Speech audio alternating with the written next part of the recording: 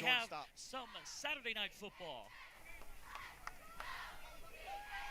Welcome to John Wren Stadium, everybody. We have the Pumas going up against an opponent from out of state, from San Diego. The Granite Hills Eagles are coming in to Gilbert, Arizona for a little Saturday night action. Jordan Palacio here alongside Brian Bernier. The Pumas will be receiving the kick, making their home debut in this season, getting a big win last week against Boulder Creek, and we are underway. The opening kickoff taken from the 5-yard line, and it's taken on the near side, and we have some action early. The opening kickoff down the sideline, 20, 15, 10, 5, touchdown. Amos Augustine just took it 95 yards, and that's how you start off your home opener, with a bang.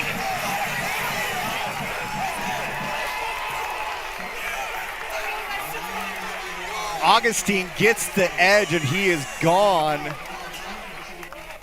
All the blocking he could get. The sophomore phenom, one of the top-rated players in the state of Arizona in that sophomore class, proven right there, Jordan, why he's rated so highly.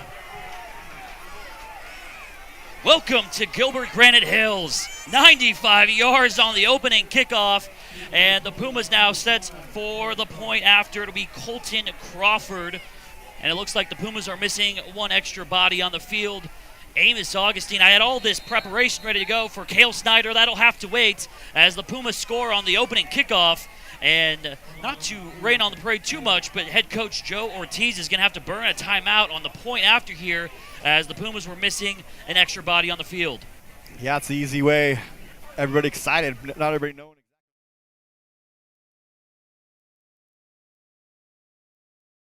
Tech issue that's popping up without image. Okay, so we'll figure that out.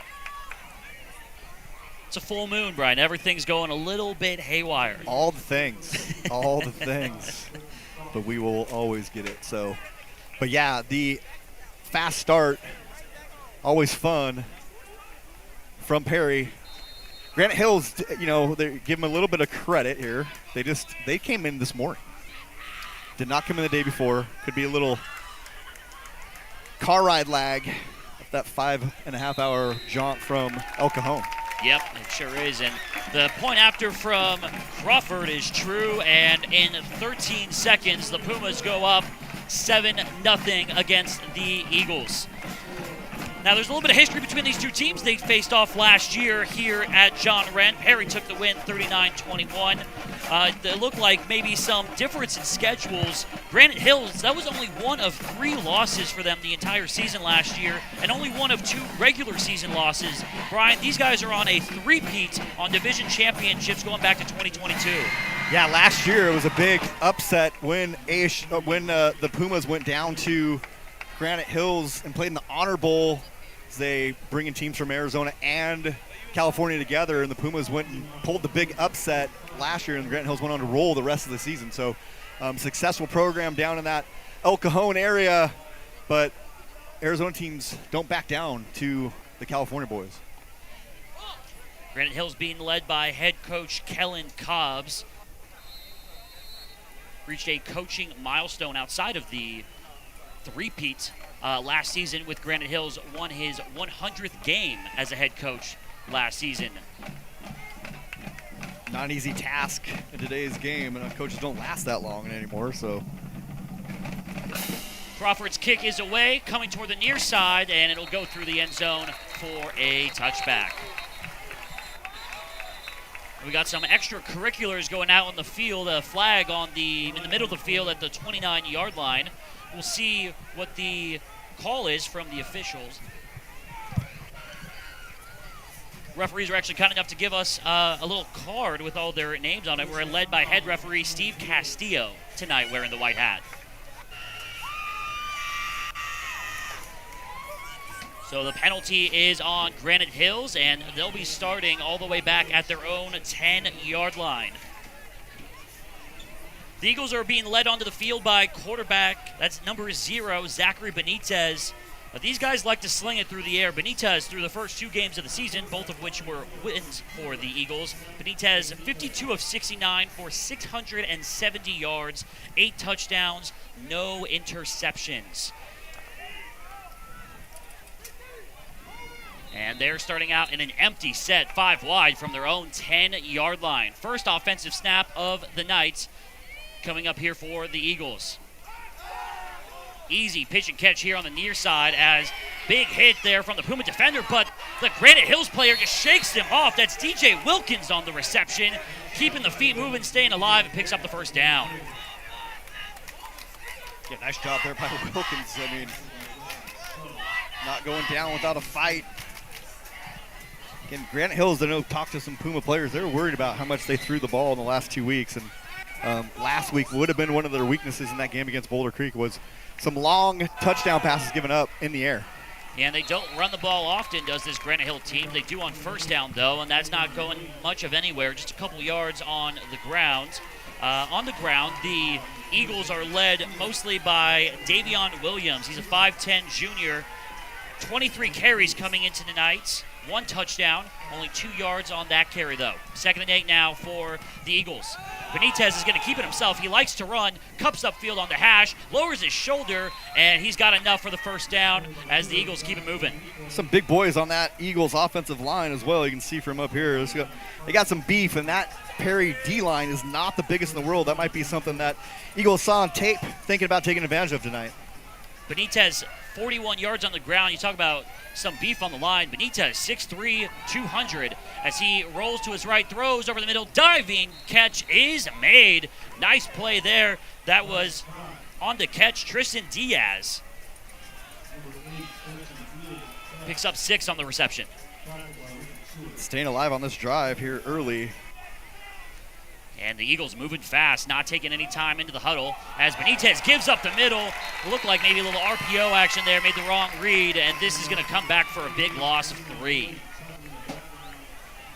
Yeah, the RPO is tough. It's it's not an easy thing to make that decision quickly on the fly, especially a front you may not have seen before. You kind of get a little bit muddy and you may be confused and not always work out the way that is intended. 3rd and 7 now. Chance for the Pumas to get off the field, but they jumped off sides. 3rd and 7 is now going to turn into 3rd and 2. That looked like Trey Castle potentially making the jump for the Pumas. Wow, and they're actually going to take it the other way. They're going to say Granite Hills jump first, causing the Pumas to get into the neutral zone. So now 3rd and 7 is now going to be 3rd and 12.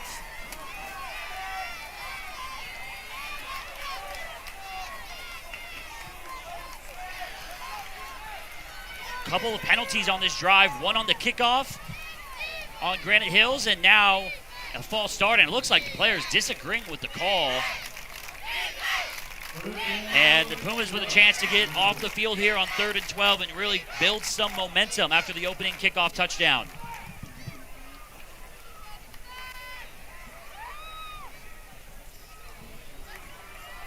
Benitez in the pistol. He sends a man in motion, play action.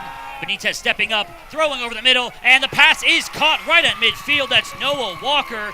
He's the big play threat for this Eagles team. Only comes in tonight with 4 receptions, but he's burned his past 2 teams for 136 yards total, and the Eagles pick up the first down.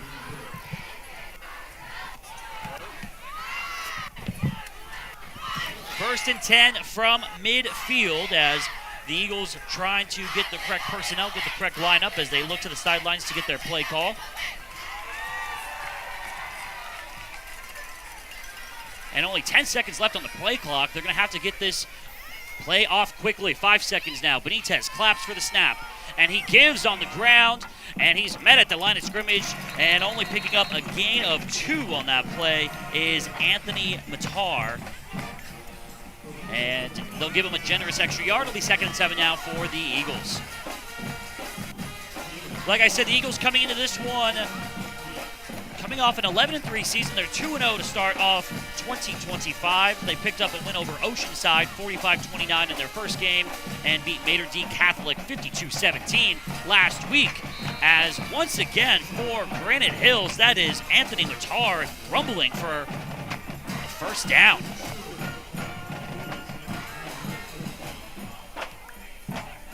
Getting it done on the ground in the last couple plays. First down snap now. Benitez throwing on the far side. Pass is caught and taken out of bounds for a solid gain of, it looks like 5 or 6 there on the play. That looked like Emilio Vera on the reception.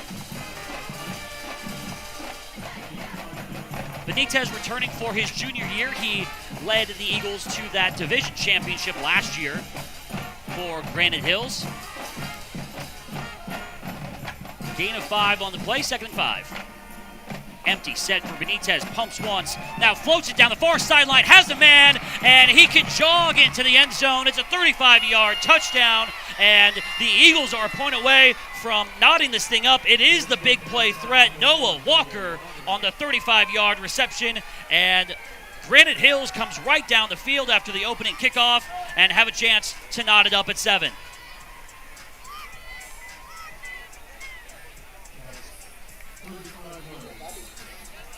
Got to be a little concerned for the Pumas that had them backed up, some penalties, had a long field, probably over 100 yards of offense there with counting all the penalties and everything else after it's all said and done. Jacob Nunez for the point after high snap, but the holder does well to corral it. The kick is up and through, and we are tied up at 7 with 7:50 left to go in this first quarter.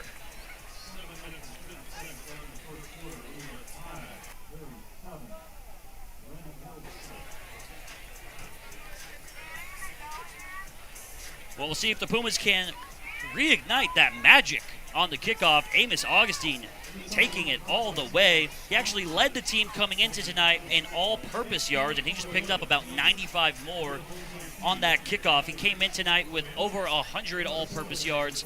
Now he's already sitting at over 200.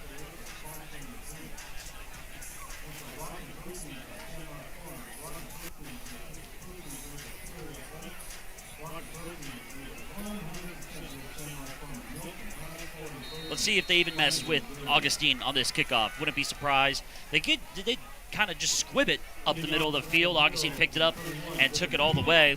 Let's see if they even give him a chance here. Nope, it's going to be a little pooch kick, and we have a whistle, and it looks like maybe it's an offsides here on Granite Hills.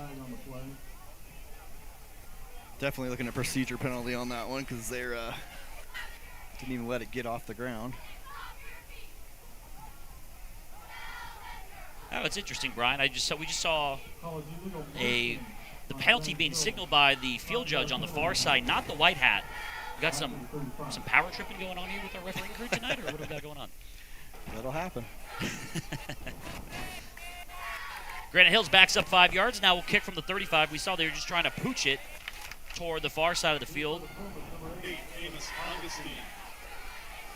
The Pumas have, it looks like Liam Petrie over on the far side at the 45, and they will pooch it. It'll be over Petrie's head and caught at the 32, and the Pumas cut up the far side. Can they do it again? Flag comes in late.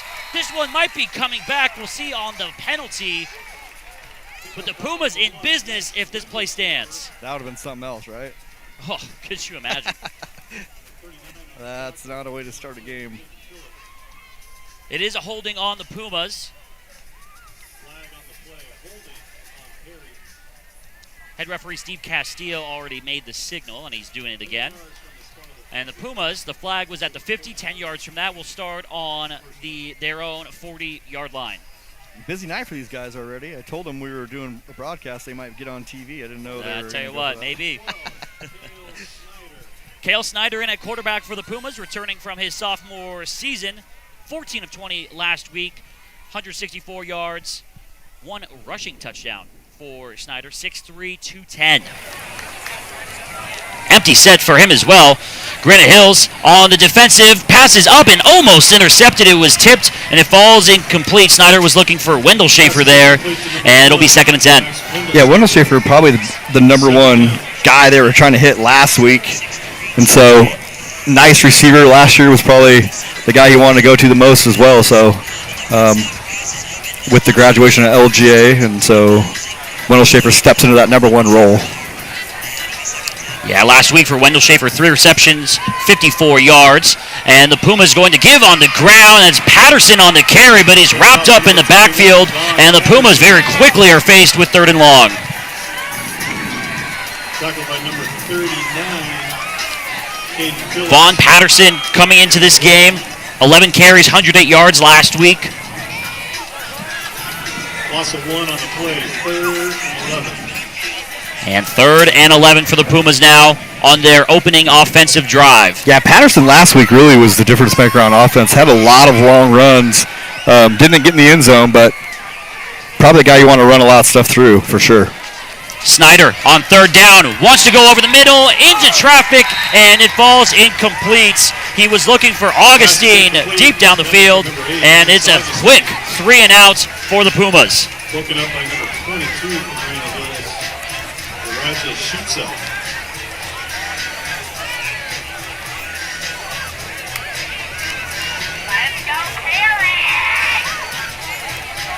Back to punt for the Pumas, number 18, William Gregory. There's nothing quite like high school football, Brian, where you have 2 players, the punter and the punt returner in this case, not on the roster for either team. So the punt is away, almost blocked, but the punt is away. And it's a nice one inside the 20, bouncing out of bounds at the 10-yard line, and that's where Granite Hills will start their next offensive drive. Nice punt there from the Pumas. Nice punt for the Pumas. Rolls out of bounds at the 11-yard line. 1st and 10 for Granite Hills at their 11.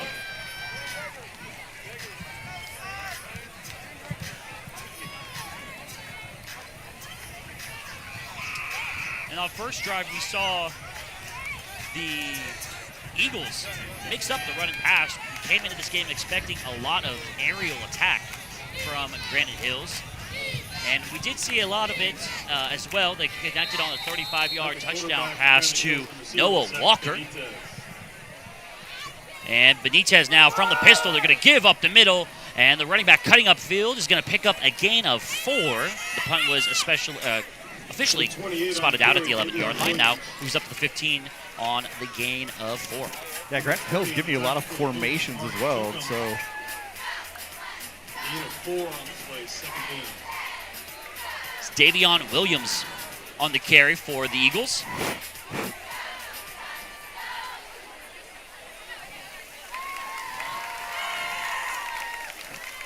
Benitez, quick throw to the right side, pass is caught, and it'll be short of the sticks. It'll be about 3rd and 3 or so, and Swarm Pumas there to make the tackle. Tristan Diaz on the reception. That's Benitez's favorite target so far this season. Diaz, 17 receptions, $160 for a touchdown. 3rd and 2. Benitez making a single to the near side. 13 on the play clock, plenty of time for the quarterback. Low snap, he's going to keep it himself on the ground. He charges up the middle, and he's got enough to move the sticks. It'll be a 1st down for the Eagles. yeah, a little extra got him there. It looked at the end. So nice job by Benitez. He's been in control of this game so far, and he hasn't been really rattled by anything that's happened. That's pretty impressive. Benitez looks right, throws right, passes caught. And it'll be a gain of 6. It looked like Noah Walker trying to make a man miss. Another medium gain, and these Eagles doing a good job so far, Brian, of staying on schedule on 1st down. Yeah, I always want to pick up positive yards, right? So simple plays, and don't get behind the sticks and have to do anything that you are uncomfortable with on a 3rd and long. Gain of 5 from 1st down. Benitez flushed out of the pocket to the right, throwing on the run, and it sails out of bounds, and it's incomplete. He was looking for Zedon Smith. But it's behind him and a little high. And again, the Pumas with another chance to get off the field here on 3rd down.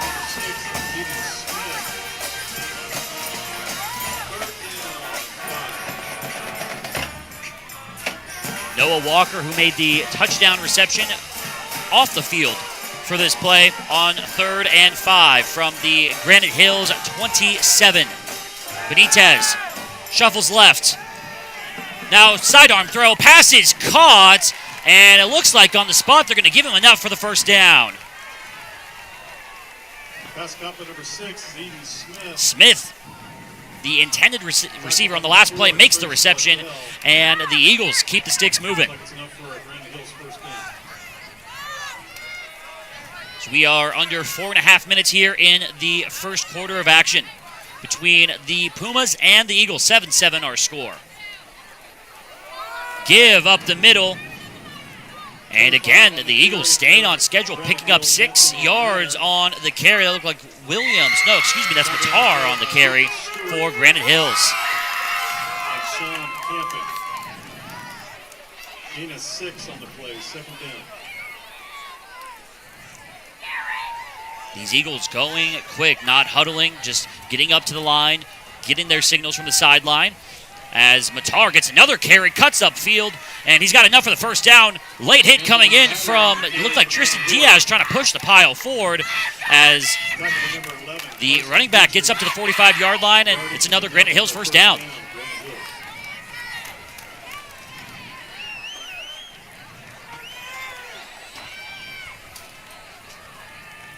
Yeah, now you have to ask yourself, if the Pumas, you're going to start taking some risks that you may not want to take because you're not really doing a whole lot to stop them. They're picking up big chunks on every early down they're taking. So Pumas going to have to make a decision on how much risk they're willing to take on defense at this point. Yeah, right on cue. Mater picks up another 5 yards. He jogs off to the sideline to get a breather. And Williams comes back in.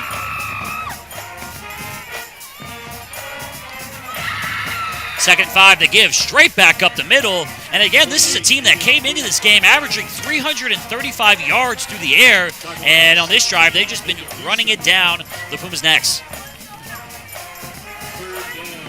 Again, the size difference is going to be in effect. And so Pumas are going to have to start taking a little more risk, slanting, trying to guess in the right gap and see if they can get it. But only 3 down linemen for the Pumas, and here they come. We're going to try to confuse this offense. Yep, Frazier coming in off the edge. One-footed pass up to the moon, and it is intercepted!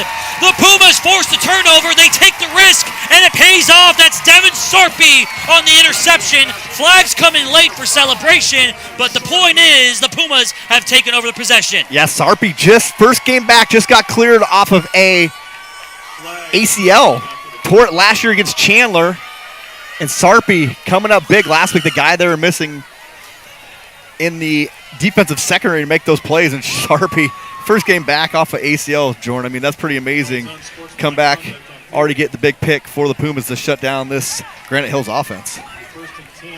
Momentum is so fun because it could turn on a dime. And Granite Hills, after giving up the opening kickoff, drove down the field. We're on another really nice drive. They take a shot down the field, but Sarpy denies them. And the Pumas, after the penalty, will be starting at their own 6-yard line with about 2.5 minutes left to go in this first quarter. Snyder from the gun here on first down, gets the snap, and he's going to give to Patterson, who keeps the pile moving out past the 10-yard line. Or it looks like they're going to spot him right at the 10 for a gain of 4 on first down. Again, Patterson, I think, needs to be fed. He's a very explosive runner. He's a small package, but he will drop a load on you if he gets a chance. So this will coming in from the far sideline.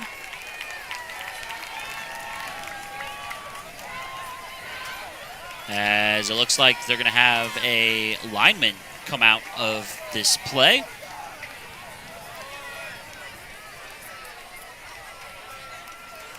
As the Pumas reset, that's Carter Brewer now coming into the game. And on second down, they're going to go to Patterson again, trying to bounce outside. Flag comes in from the head official, and Patterson not going much of anywhere anyway. He'd pick up a couple of yards on the original play, but you would assume, given the placement of the penalty, it'll be probably coming back. And Steve Castillo does signal the hold, and the Eagles will elect to back the Pumas up, keep it second down, and it'll just be second and longer. The ball being placed at the Pumas' 5-yard line.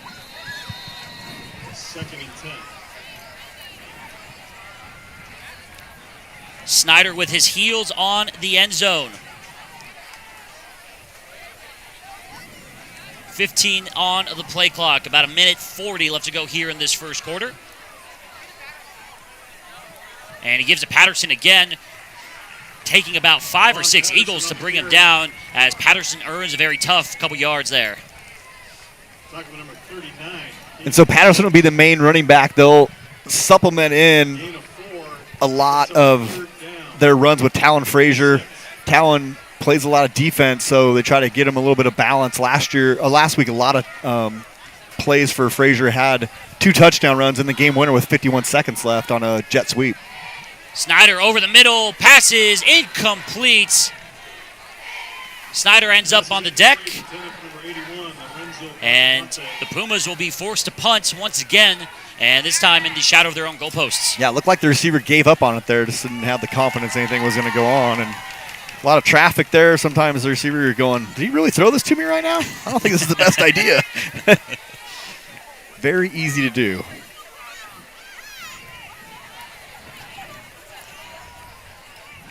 Back to punt for the Pumas and ring team, Ray Gregory. Deep for Granite Hills to receive on the 27, Jesse Wilhelm. Bit of wind blowing that way behind the backs of the Pumas to see if they can get this one up in the jet stream. End-over-end kick, and it is fielded at the 50-yard line, and the Granite Hills receiver past the 30. Flag comes in late, lowers his shoulder.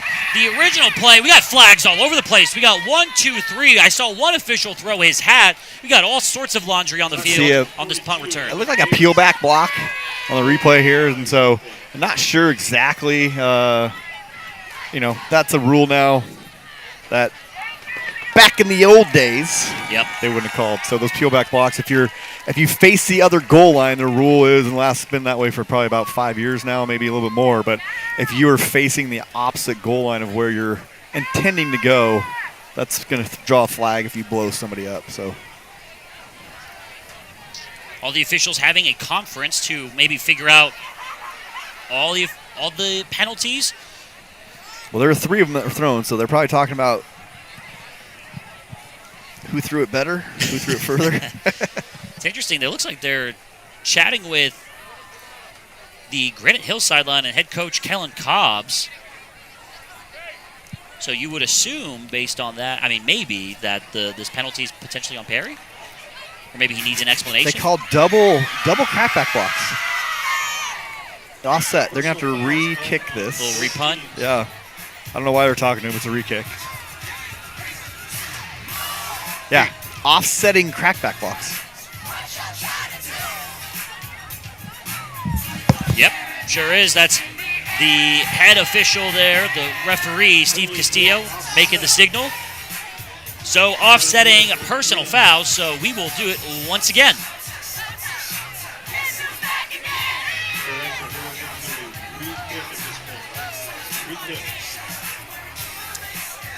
Pumas would probably take that, all things considered. Penalties notwithstanding, it would have been Eagles ball at roughly the 20-yard line or so. Although punting at this end of the field is always somewhat of an adventure. Yeah, not a bad punt last time. Just no hang time. So just kind of sat up there, didn't really have time for his outside gunners to get there, and that's why there's tons of room to run on that return.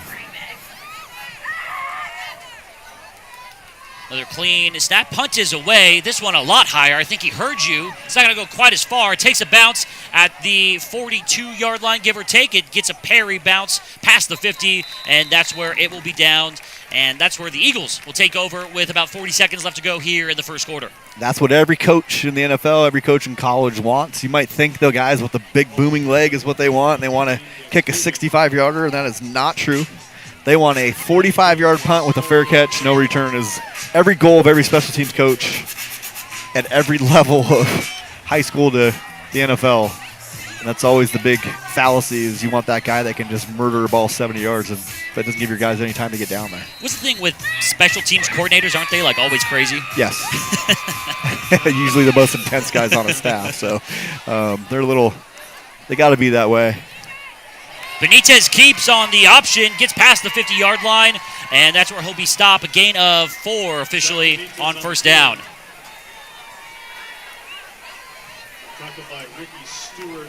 Again, just making good decisions. The only bad decision is that last throw. He just hung it up there a little bit, and Sarpy able to gather himself and run underneath it. But the receiver was behind the defense, but Sarpy doing a great job of being a ball hawk and going and getting it. Second down, they're going to give straight up the middle. That looks like Williams on the carry, and that'll be the last play of this first quarter. We're going to step aside for just a moment. Our score at the end of the first, it's Perry 7, Granite Hills 7. We'll be back here on Perry Live 365.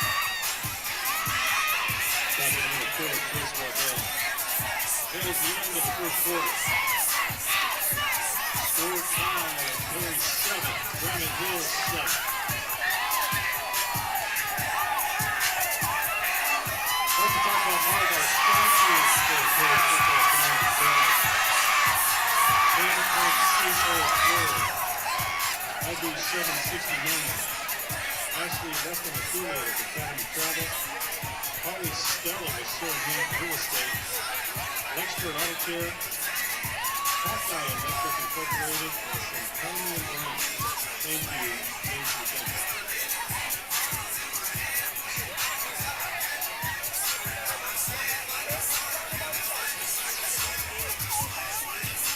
Some sponsors for our Perry Pumas line as well. We've got Larson Family Orthodontics. It's Gilbert's first and only Israel Orthodontics. Right next to Perry Pool behind Big Green. Corporation to walk to the place. We go tires. And primary lawyers, additional injury attorney. Big Bank Physical Therapy. Adon Enterprises. Arizona Arthritis. Sonoran Breeze Pools. And Metro Commercial. Huge thank you for our Perry Pumas sponsors. Your support is appreciated.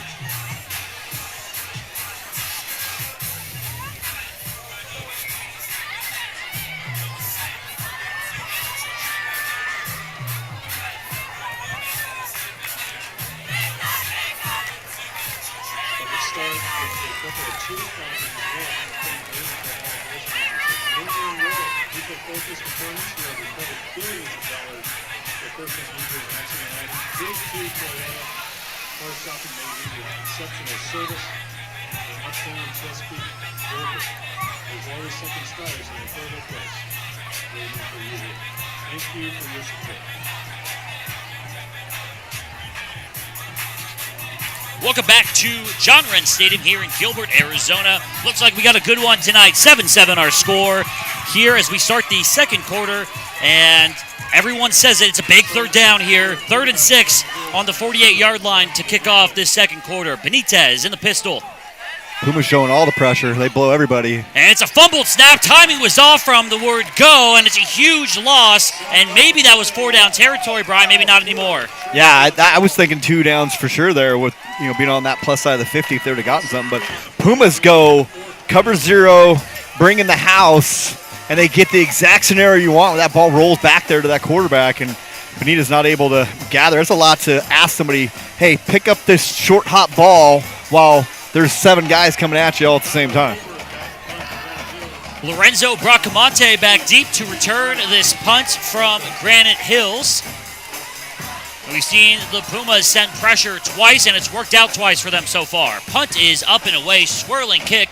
Bracamonte returns at the 14-yard line, trying to reverse field. Coming on the near side, running laterally. Now cuts upfield, still going past the 25, gets blown up at the 30, tries to spin off the hit, ends up being a good return. Flag comes in late after the play. Some extracurricular pulling and shoving between both the Pumas and the Eagles, and we'll see who they assign the blame to. The punt was about a 15-yard return. They're there about ball to 32, pending the penalty. Yeah, late flag there. You saw on the replay. And they're waving it off. Flag has been picked up. No flag. This is never a bad thing, right? At least there's communication going on at that point. You know what, hey, I thought I saw this, and no, it was clean. It wasn't in the back. So that's a good crew, and they'll communicate with each other and being able to say, I think I threw it on accident. So the punt return from Bracamonte will stand. Pumas will start at their 32-yard line. So we saw the Pumas return the opening kickoff for a score, but since then, Brian, the offense feels like it's got yet to get going here.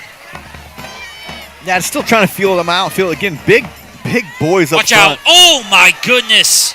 Wendell Schaefer gets blown up on the quick wide receiver screen, and he's down on the ground. That one hurt from here. Yeah, I can see here just gets no blocking, gets laid out, and that ball gets popped out. So not a good scenario for the Pumas. Again, one of their best weapons on offense. And he's goes down on the field here. See those wide receiver screens, and you see the defense sometimes when they have numbers or they get past the block, and you get just like seeing a car crash right before it happens. It's hard when you have a good instinctive DB as well. And so someone who trusts their instincts and, doesn't hesitate. And you got a receiver that really can be surprised a lot of times before they are able to even get set. Saw it last night in the Basha game, same kind of scenario where they ran that screen and they ran at a Division I commit DB, and he blew that thing up before he even had a chance to get going, because those guys have all the confidence in the world that they know what they're seeing. Wendell Schaefer being attended to. He's up on his own feet, walking off the field on his own power, which is what you like to see, jogging off the side, to the side, I should say. And the Pumas will get started here with 2nd and 10 here momentarily.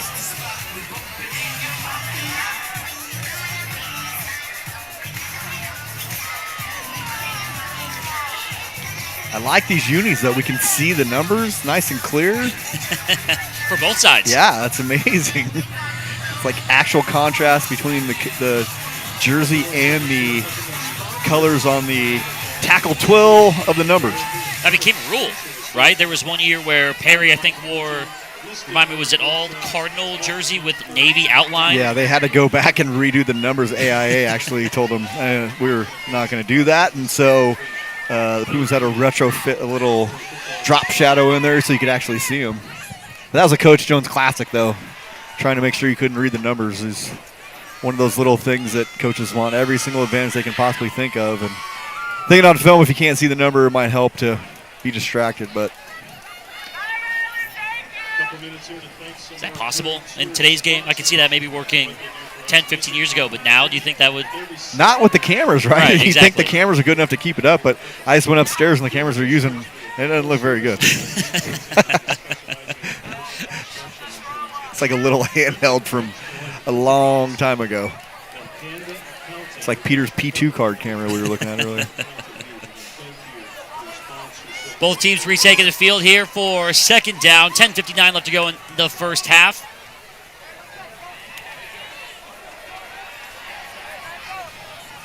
Snyder in at quarterback. Looks like Patterson in behind. 2nd and 10 for Perry. So we get reset for some action. Snyder gets the snap. He's going to throw over the middle. Nice pass, and it's complete on the far side to the far hash, just short of the markers. It'll be 3rd and 1 for the Pumas coming up. Yeah, a little RPO action there, and so Heredia able to pull that one down. 3rd and 1.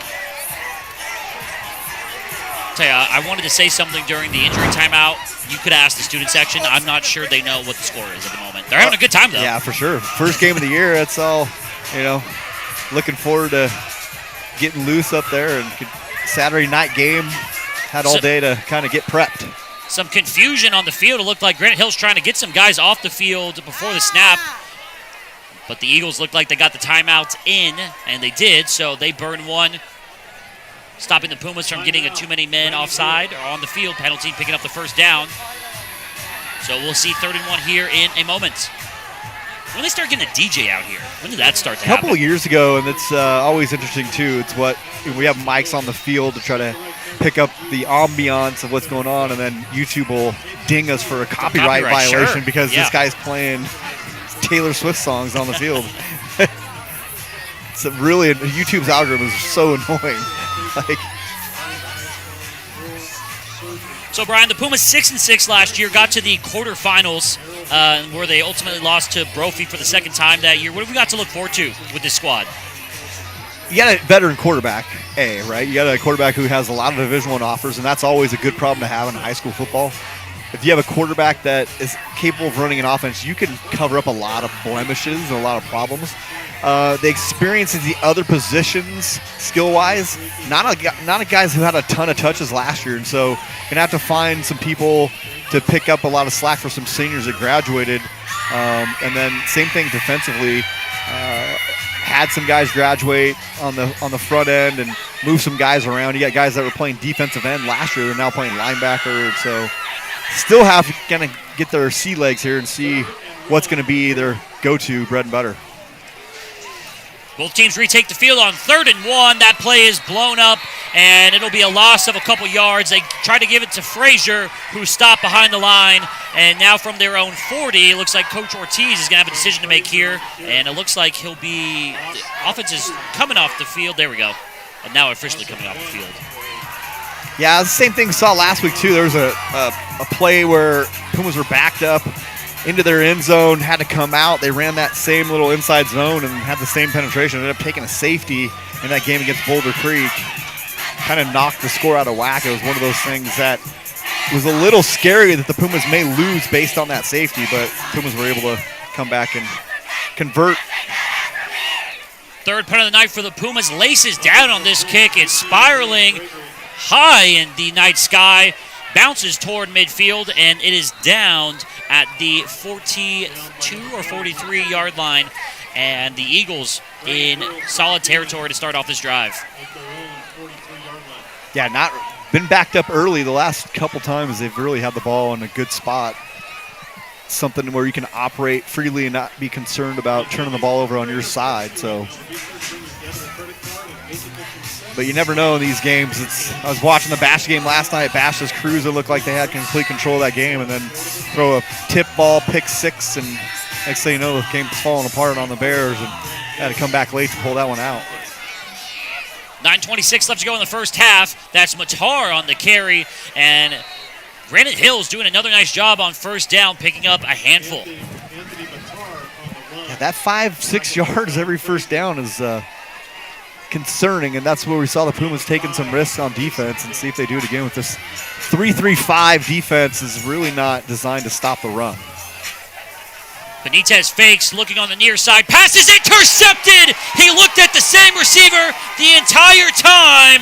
That is Carson Petrie on the interception, and the Pumas retake possession. Yeah, Petrie just drops right into that zone. He never saw him. Good job by Petrie. It's like he never, ever even saw him, and so Petrie gets underneath it, makes a nice catch. This Perry defense is stifling Granite Hills so far early. 2 interceptions coming into tonight. Benitez had 0. He threw 8 touchdowns. Quarterback rating, not sure how much that's worth at the high school level, but QBR of 144 coming into tonight. Did you got him on your fantasy? You got That's correct, yep. Had him on the fantasy. Decided to sit him this week against the Pumas. Good decision. Snyder on first down. Pumps, wants to go deep. Throwing over the middle. Has the man, and it's incomplete. Looking for Wendell Schaefer, who came back after that big hit, and it just drifts over his head. It would have been 6. Instead, it's 2nd and 10. Wendell Schaefer behind everything and just a little too much on that. Not able to come up with it. That's the most frustrating thing as a receiver, I can tell you. You know you're behind everything, and you know there's nothing in front of you, and it just can't run it down. 2nd and 10 now for the Pumas on their 44-yard line. Each side with 2 timeouts left in this first half. Snyder gets the snap. Quick throw, short. It is caught on the far side. Looks like Heredia, who gets up to midfield, and it'll be 3rd and 4 here for Perry. Pass complete to number 6, Nicholas Heredia. Backed by Rocket River from Granite Hills. Gain of 6. Manageable, right? So do you do two downs here? Do you take You would think, right? a little run and see if you can pick up half of it? And the way this game's been going, I never thought this would be a defensive battle. That's what we're in right now. Bunch formation here for the Pumas. Wendell Schaefer in motion. Snyder flushed out of the pocket, cuts upfield. Now coming toward the near sideline. He's got the first down. Lowers the shoulder. Ball comes out, but Wendell Schaefer is there to jump on it. Could have been disaster. Flag comes in late, but it's still Perry ball. Yeah, he gets flushed. Good decision by pulling it down. Just a bad decision by trying to take on the defenders, and that one ends up on the ground. See what this call is. But you got to get down there, just, It's like at every level, you want to be a tough guy. And he's a big kid. Kale's not a little guy. It's an unsportsmanlike conduct after the play on Granite Hills, so the Pumas avoid disaster. Ball was recovered at the 35, and they should be in business here. They're going to spot it at the 21. Yeah, amazing. That go from disaster scenario to picked up the first down and tack on another 15, and so Pumas living clean. Yeah, in business now here on the 21-yard line, doorstep of the red zone. It's got commercials now. You hear about that? Yeah. First and 10 here for the Pumas. Wendell Schaefer in motion. And the ball is on the ground again. And Snyder's able to hop on it. The jet sweep that worked for them last week almost again results in disaster. But again, the Pumas are able to escape. Yeah, a little late snap. The mesh is late. And so that snap doesn't come in the right time. And you got to kind of, as a quarterback, you have to make a decision. We're going to bail on this. And that was too late. The mesh was never there. Kale still tried to shove it in there. It didn't really work. Frazier is in the backfield on this 2nd and 13 after the messy exchange between Snyder.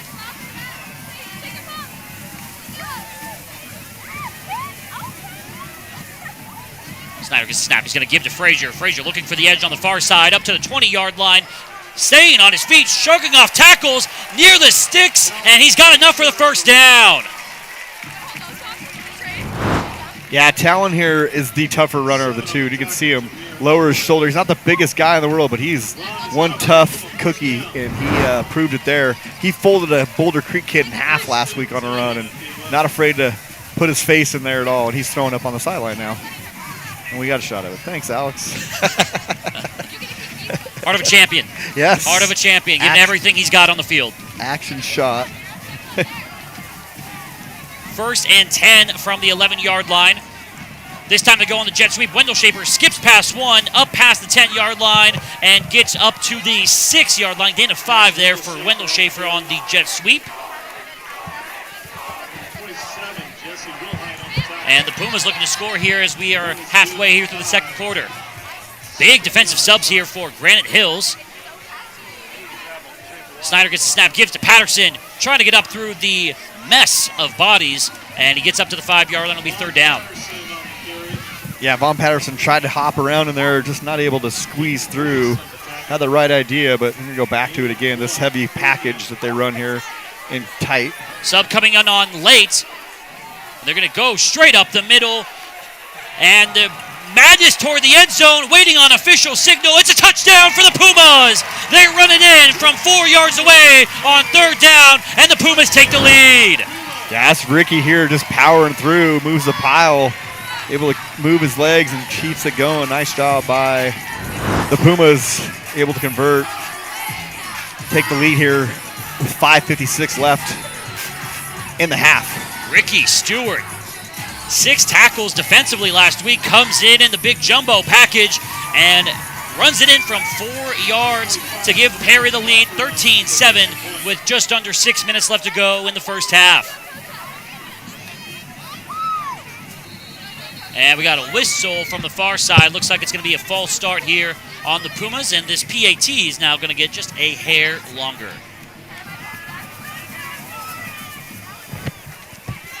Some PAT, it's been interesting PATs couple for tonight for Perry. Had to burn the timeout on the opening kickoff, and then a false start penalty on that one. So now it's going to be a smidge longer PAT here for Colton Crawford. Clean snap, clean hold, and it's no good. He pulled it, hooked it right. So the Pumas only end up with 6 points after the touchdown. They do take the lead, though. It's 13-7 here with 5:56 left to go in the half. Yeah, he's protesting. I don't know. He thinks it was in, but they're pretty good at seeing them. Even if they're high, they stand right underneath. Their procedures for those PATs and field goals are pretty dead on. And unless you boom it way, way over the top into the dark of the night, they're usually going to see it. So Perry take advantage of the second interception from Benitez. They go about roughly 40 yards and pick up the touchdown, take the lead 13-7. Perry got the opening kickoff, took it back for a score. So we'll see how many more drives we get. Potentially Perry can get a stop here and try to score one more time before the half, get it up to 2 possessions before Granite Hills opens the second half with the ball.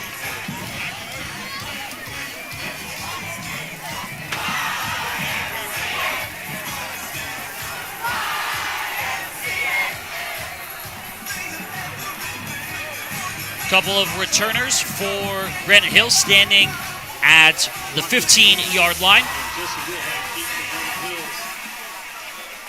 Kicking off for Pumas, Colton Crawford. And Crawford's kick is away. It's a nice one to the 5-yard line, and that's where the return will be made.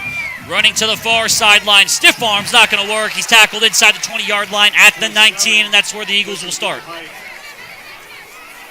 Good coverage there. They had a sideline return, but ball kicked into the left-hand corner and a really long way to get to the other sideline where your blockers are. And Puma's able to penetrate through the block, make a nice tackle. One name that we've not called so far tonight that I was really looking forward to calling, it was back deep to return, number 3 for Granite Hills, Rocket Demery. Nice. Yeah, solid. 9 receptions, 130 yards coming into tonight. Hasn't got a lot of action so far as they, on first down, give big hits near the line of scrimmage. There'll be a gain of only a couple there. So for Perry defensively, that feels like a win on first down. Yeah, you're wondering where Granite Reef's going to pick this up. Puma's taking a lot of risks here, and Talon Frazier comes down off the edge and blows that up. And this 3-3-5, you don't know where it's going to come from all the time, and it's going to be interesting to see what adjustments these guys make. Pass is complete on the far side, and maybe there is a slight adjustment. It's going to be right at the sticks. It'll be a first down. That is DJ Wilkins on the reception. Yeah, Frazier's technically a safety. They walk him down. He plays a linebacker type position, and he'll play force on the run as well. And that's kind of why they give him breaks on offense, because they really need him on the defense. He kind of really is the motor that keeps this thing going. On a first down, it's another carry here from Granite Hills. Looks like to be a gain of about 3 or so. That was Williams on the carry. Yeah, Ricky Stewart blew him up in that hole, though, and knocked him back. That was a nice job by Stewart filling, doing exactly what a middle backer is designed to do.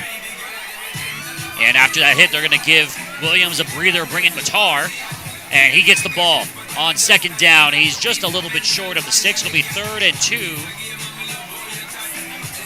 Where Granite Hills will have their third down. Just curious, Talon threw up, and he's back out there coming off the edge, making tackles, so this must have been an excitement puke. A little puke and rally. Yeah, for sure. 3rd and 2 with about 4 minutes left to go and some change here in this first half. Both teams with 2 timeouts remaining as they give to Matar on 3rd down, and he looks like he's going to be short. And Talon comes off the edge. Talon comes right off the edge here and is unaccounted for and is able to squeeze down and make a play. And so you can't, if you're not accounted for them, right? They're not. How'd they get that? I don't know. That looks short, easy. Looked like a 4th and 1, but they go ahead and give him the first down. There's so much for the play, but Talon's coming down off the edge and drops into coverage, comes down, and they're not really accounting for him yet. Benitez on first down, rolling to his right. Looking, floats it up on the near side. Frazier's in coverage. It's about 5 yards out of bounds anyways, and it'll be 2nd and 10. Nice job. Successful blitz there. Come off the edge. And Arzu definitely put the pressure and caused them to flush out and no one home on the play. 2nd and 10. Little quad formation here on the near side for the Eagles. And Benitez is going to keep it himself. Takes a hit and keeps the pile moving. It takes a crowd to bring him to the ground. And it'll be 3rd and long here for the Eagles. Maybe not as long. It looks like 3rd and 6. That's where Pumas need to make a decision. Are they going to bring extra or are they going to sit back and play coverage? And looks like Frazier's kind of peeking. They brought pressure a couple times in a couple crucial moments in this game. One resulted in an interception, and the other resulted in a messy snap that was rolled back to the quarterback, Benitez. Let's see what they do here on 3rd and 6. Well, they're showing cover 0. They're showing they're bringing 7. See if they stay in it. And the Pumas do bring the house. Benitez quick on the far side. It's caught, but it's well short of the marker. Looks like it's going to be 4th and a couple here, and it's decision time for the Eagles. So this is exactly what it's designed to do. You want them to throw the short route, short of the sticks, and that's exactly why you run that defense there. You just hope that they don't hit something over the top. You kind of played a little bit off coverage by the guys. They weren't up there in their face, and you get the check exactly. Benitez does exactly what he's trained to do, but Puma's able to make the tackle. Offense for the time being staying on the field, but Coach Ortiz is going to burn one of his 2 remaining timeouts, and the Pumas are going to want to talk about this 4th down play. Yeah, a little surprising they would go for it here. I mean, their defense has played pretty well. Last drive, they kind of got by a couple penalties and a flush quarterback, and nothing too crazy. I don't know if I would give them the ball on this side of the field. Maybe they're just going to try to hard count them and see if they can get them to jump, but I don't know. A new world here with going for it on 4th down. I still think the computer models are out of whack on that. I was just about to say. I've never trusted those. It just, you're like, oh, the computer says. Like, well, the computer's not at the game, is it? It doesn't know the flow of the game. It doesn't know what's been going on. It doesn't know that my inside linebacker's sick or, it doesn't know all those things. It doesn't know that my left tackle's getting his head caved in all night and their defensive end is beating the tar out of them. It's just one of those things that I don't understand it. It's the analytics, Brian. Yeah, the analytics ruined baseball, so there you go. 2:48 left to go here in the first half. Looks like, I don't know if we can see on the far side, looks like some field repair potentially going on. Got all turf field over here at John Wren, right, Brian? Yeah, second year and been going, so maybe they're probably cleaning up puke. Could be. Yeah, I think. Hot night tonight. Yeah, he had some spray. I think that's the magic spray. 90 degrees right now. Trying to see, it's been a little humid in the area in the recent days. Nothing crazy, though. Probably beach weather, right? Actually, 44% humidity. That's probably the same temperature in El Cajon. 4th and 3. Offense does stay on the field. Granite Hills rolling the dice here from their own 46. Benitez is going to keep it himself, and he's got enough. He slides at the 50-yard line. No flag on that hit, but the Eagles pick up the first down by a yard. So this is super easy. You put them in shotgun. Pumas don't bring any pressure. The lane's there. Doesn't make it very difficult at all to pick that up. 2.5 to go. Eagles give on first down. That is Williams, who stumbles forward after the initial hit, and he gets up to the 47-yard line, it looks like, for a gain of 3. Justin Stella on the tackle for the Pumas. Gain of 3, second down. 2:10 left to go here in the first half. Benitez looking near side, throwing near side. Pass is complete. A little floater over the linebacker. That's to Walker on the near side, and it looks like he's got enough for a first down.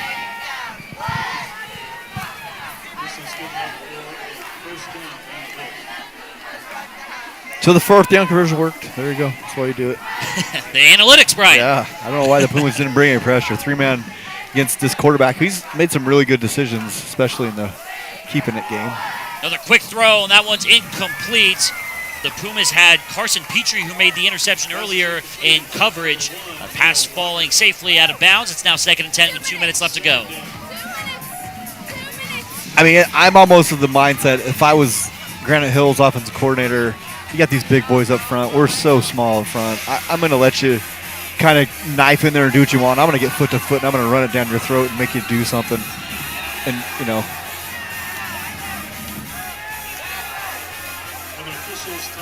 we got another officials timeout, and it looks like we got another. Looks like Noah Walker's on the 45-yard line. Hope he's doing okay. We're going to have bring the sanitation crew down. I think we got another possible puker here. 90 degrees, 45% humidity. It's doing a number on these guys, unfortunately. Yeah, that's a lot. That's a lot. And they're pointing. They got the spray out. Here it comes. It's the magic spray.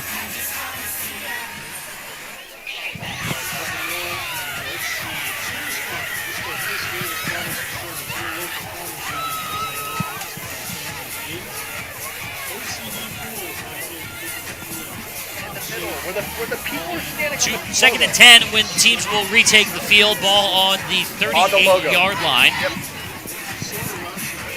Granite Hills trailing by 6 points. They got a hazardous material they're carrying off here. I don't know what that is. What are they carrying off there? Is that a glove? What is that? It does, the way that she's carrying it, yeah. Needs to be quarantined. Please get out of the way. Yeah, where's the hazardous waste bucket? Well, the trash can will do. Just the one right there next to the flags, next to the water. They'll be fine. All right, both teams retake the field. Here we go, 2nd and 10. 2 minutes left to go in the first half. Granite Hills trying to knot this game up and potentially take the lead. Benitez going to give up to Williams. Past the 35, gets some push from his offensive lineman before being dragged back to the 32-yard line short of the sticks. Yeah, I don't see how the Pumas can stop that, aside from knifing in there and getting lucky. And I mean, that's a big offensive line. 3rd and 4.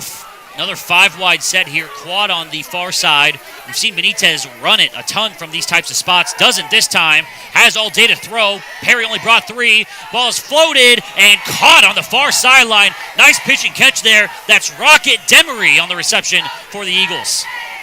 It's a catch, number 3, Rocket Demery. Yeah, get a little flush here late and goes up and makes a nice catch. We're late on the replay, but nice catch by Rocket. 1st and 10 from the 17. $1:22 left to go here in the first half. Benitez, far side, pass is incomplete. Couldn't maintain the catch. That's Sarpy on the coverage, getting a pass break up there.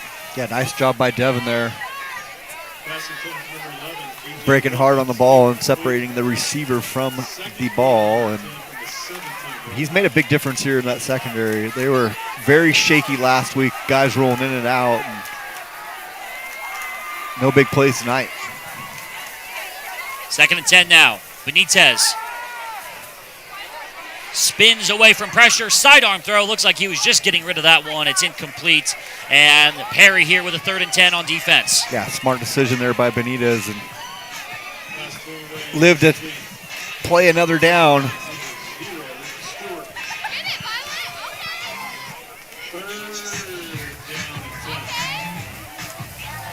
So what do you think here, Brian? I mean, if it was 4-down territory from your own 45, you'd assume this is 4-down territory here, no?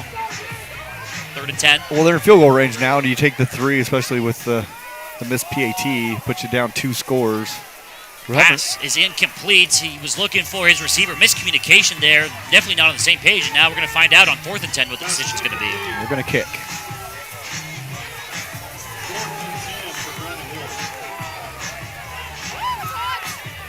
Benitez slowly walking off. He was not happy after the last throw, talking to his receiver now on the sideline, trying to get on the same page. And in the meantime, though, it'll be Nunez to kick what is going to be a 34-yarder from the left hash. And the Pumas look like they're going to ice him here with 1:12 left to go in the first half.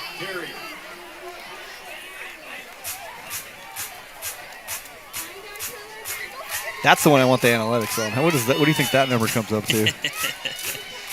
Well, it's interesting, though, too, because, you know, your offense got moving a little bit toward on that last drive. Do you not want that one timeout to keep on offense, potentially, if you can connect on a big play? Or you think that the Pumas are just going to, once they get this ball back, just go be happy to take it into the half? I mean, these offenses can go so fast now. The clock stops after first downs in high school still, and so you can move down pretty quickly. Timeouts aren't the commodity they are in like the NFL and college when, you know, the clock starts back up, and so it's the old John Gruden, right? Remember when they used to stop it in college? You say, you know, oh, you guys stop after every play, and you guys get a little snack in between, you know, downs because clock stops. You get plenty of time.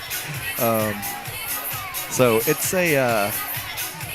not as important as you would think. It's how fast these guys are used to going nowadays.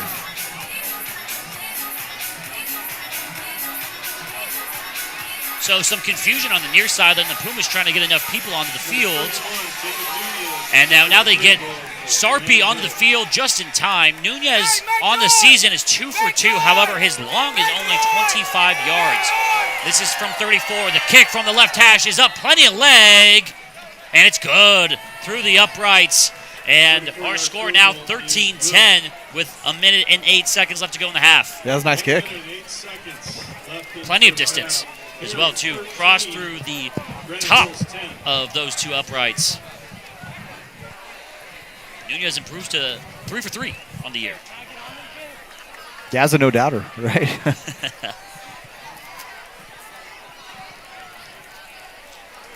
So see if the Pumas get a nice return. That's the big thing here, right? If you get a return when you're kind of in a comfortable area, you can take some shots, and you never know. We've seen it before years ago, Jordan. When you were still in high school, we had that game against Hamilton where we thought the Pumas were going to kneel it out there on the 5, and they had just a straight dive, and the guy ripped off a 60-yard run, almost won the game on that play at the end of the game, and then we went to overtime and had all the chaos of that one. But that's what I was about to ask you as a coach. Like, what's the philosophy here? Do you just kind of play it by ear on the first couple plays, see how it goes, and then try to take it to the half? Yeah, and you got to think they're going to squib kick this, and so after they squib it and see what they get out of it, and they're not going to kick it deep after having that return earlier. They do try to look like kick it deep, but it gets past Augustine, and the game of keep away works for now, so it'll go to the end zone for a touchback. It'll be interesting to see if those NFL kickoff rules ever filter down to the other two levels. Well, I feel like we talk about this every year, but apparently concussions just don't happen on kickoffs in high school and college. Yeah, no, it's not a big deal. I'm pretty sure I had guys, one of my best friends said that he got knocked out. He couldn't figure out why they were in the wrong uniforms. He thought he was still in high school. He couldn't figure out why our colors had changed. And so he was the wedge guy, and he turned around and one of the wedge busters caught him right underneath the chin, and he had no idea where he was. He finished the game. They kept playing. Of course he did. Yeah, of course he did. There was no checks back then. 1st and 10 from the 20 for the Pumas. Snyder wanting to throw on the near side and does. That's Heredia, but he's blown up, and the ball is pitched right back into an Eagles defender who gets past the man, reaches for the end zone. He's going to be short, but the catch, fumble, and return for Granite Hills gets them to the 2-yard line. That was Jaden Thomas on the fumble recovery, and he almost brought it back for 6. Yeah, Heredia never really had it popped right into his hands, so it's going to end up as an interception and not a fumble. Big hit by the Granite Hills defense, and how quickly this turns, and that's your problem, right? You end of the half and something weird happens, and all of a sudden you might go in here down at halftime. We were just talking about what do you see on first down. Maybe you try to take a shot. Maybe you try to just get into the end of the half. And now Granite Hills 2 yards away from retaking the lead against the Pumas. Yeah, it's kind of a perfect storm there, too. I mean, that ball hits him right in the chest, pops up, and then we end up with 3 Granite Hills defenders just happen to be standing right there. Mater is the running back for the Eagles. You'd have to imagine they're just going to go right up the guts. They do with Mater, and he pushes forward. He's in the end zone, and in the blink of an eye, it went from 13-7, and now it'll be 16-13. Granite Hills pending the extra point. Yeah, so now you ask yourself, what do you do with the Pumas this time? Do you go in and take a knee, or are you going to go talk about it and see what we can come up with? But that was a quick turn for sure. And this end-of-half scenarios are always where games can get flipped. And it is silent right now at John Wren. You can hear a pin drop.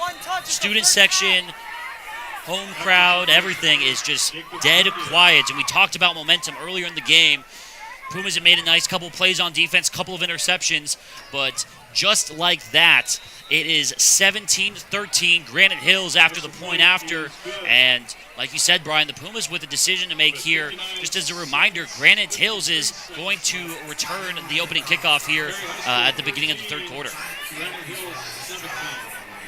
Yeah, not all the worst scenarios right there for the Pumas, for sure.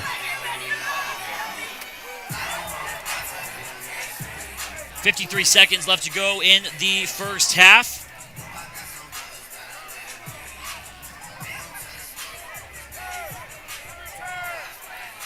To Mike, we definitely have one mic that's hotter than the other one down there. We're trying to figure this out because that is. Does color commentary, some level of audio engineering, does it all. Jack of all trades, master of none, for sure.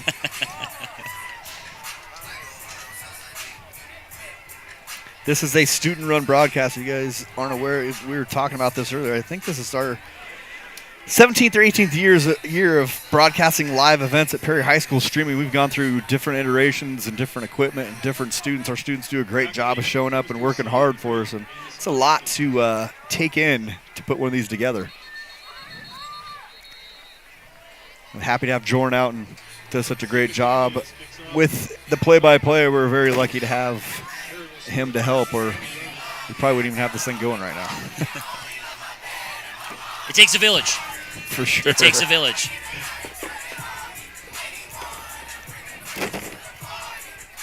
I'm trying to figure out how many games we've called together over the years. It's gotta be, yeah, it's a lot. It's between basketball and softball and baseball games at Salt River Field, and it's been quite a lot over the years. Yeah, we trot out there to do a women's volleyball game one time. No idea what I was talking about. That was a good time. The Pumas do concede here at the end of the first half. Snyder takes a knee, and he'll have to take one more knee based on the play clock. So what are some of the adjustments? We saw Granite Hills run the ball down the Pumas' throats here in the first half, but due to the size, there's not much you can do to adjust, can you? I mean, you can. That's you got to take risks, as we talked about earlier. They have to take some risks and send guys through gaps and slice and dice and hope they don't throw it behind you. And it's kind of a guessing game on when they're going to run it, and that's the risk you take in that 3-3-5. It's a defense made to stop passing. It's not really a defense to stop the run effectively, especially when you have that size. But the way the game's played now, it works because teams throw so much. But when a team has that size and can just run it right at you, it kind of is a hard thing to do. We just don't have the size up front to really be a true 4-3 team. The Eagles scored twice in a matter of moments right at the end of the first half. They have the lead going into halftime. It's 17-13. Granite Hills on top of Perry. We'll have the band performance, and then we'll be back for the second half of action. For Brian Bernier, I'm Jordan Plashy. We'll see you in the second half for second half action here on Perry Live 365.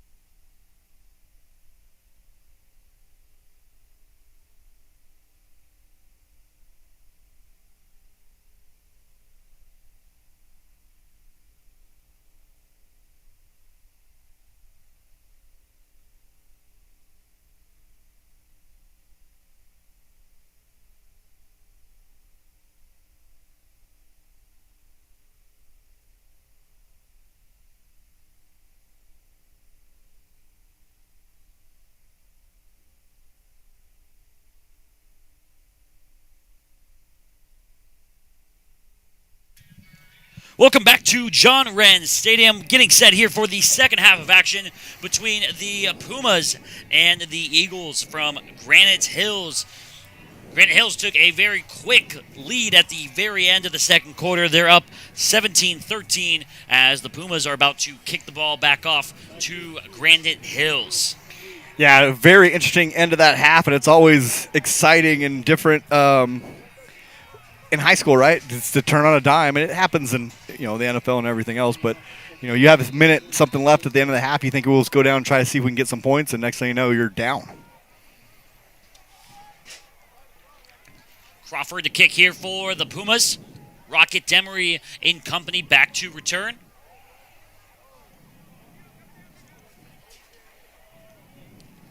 Kick is away. And it's fielded at the 5-yard line. And here come the Eagles. The runner bouncing it out to the near side here, the 25. Gets past one and is leveled at the 30-yard line. And that's where the Eagles will start. Something there, like, by the Pumas. This is a nice job by number 18, which we don't have on here. But number 18 comes around that edge and really forces that back inside to where their pursuit is. And doesn't try to make the tackle, but does a really good job of forcing things back to where he knows everybody is. And those are the little things that go unnoticed but end up making a big deal at the end of the game. Benitez on for the Eagles. A couple of interceptions in the first half, but his team still has the lead. And we have a penalty marker kind of camouflaged by all the bodies there. It's what appears to be a holding on Granite Hills. No, it's an unsportsmanlike conduct penalty, another one against Granite Hills, so they'll actually be backed up all the way to the 15-yard line. Yeah, a little chippy. There's been a little bit extracurriculars in between plays a few times we've seen, so nothing out of the ordinary. So instead of having the ball at the 30, Granite Hills starts the second half on their own 15-yard line. Man in motion here. Benitez gives straight up the middle. And Williams bouncing outside. Gets up to the 25-yard line. And it's a nice start on the ground here for the Eagles.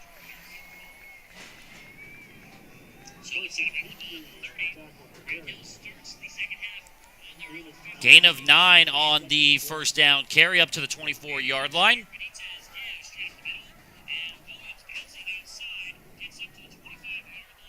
Benitez getting the play call to his near side receiver, Walker, and they're going to go to Williams straight up the gut again, and it's up past the 30-yard line to the 31 for a first down. That's where we've asked ourselves if they can stop that, and I just don't know. I think my halftime adjustment, and I was talking to our old coach on the way up, is just, you know, if you want to run that 3-3-5, I'm just going to make you take some risks and run right at you and see if you can stop it. Well, and there the Pumas bring pressure, and it's a tackle for a loss. There you go. You asked if they could stop it. They did on first down, now second and long. Yeah, nice job there by the Pumas. But that's your smaller defensive lineman, and a nice job by Camping coming down and had Sean in class. And Sean would talk about it all the time when going against these big boys. He's like, oh, man, here they come again. Because Sean might be 185 on a good day. Yeah, his weight conspicuously not listed on the roster. Benitez now on 2nd and 11, throwing near side. He's got Walker, who catches at the 40, puts his shoulder down, and they make up for that loss on first down, and they pick it up on second down. I just think you're going to have to do something to confuse these linemen and make them blow an assignment so you can get a free runner at that quarterback, or they're going to keep picking away at you here. Ball at the 42 now, first down. Benitez kind of had a little problem with the snap, maybe messed with the timing slightly. It's a gain of 3 on the carry. It's even there. It's 4 yards. 4 yards? 3 yards? 3 yards, 3 looks yards. like officially. Looked like they had him stop for no gain, and it still ends up being a positive gain. 3 yards is not the end of the world. I would take that. And 2nd and 7 is not a bad spot. Mater slots into running back as Benitez confirms the signal from the sideline. Mater flips over to his left side. And Benitez, design keeper, puts his shoulder down. That one's not doing much of anything. But Benitez still fighting forward. Actually might get credit for it, a couple extra yards when the pile looked like it stopped, and it'll be 3rd and manageable here for the Eagles. Again, it's where you ask yourself, is this a 2-down territory? Nope. Oh, flag late. Someone talking. Yeah, and the Granite Hills offensive lineman clapping. Goes into, what did you think of that Dak Prescott, Jalen Williams, or who was not Jalen Carter. Jalen Carter. Yep. The other day. That was a.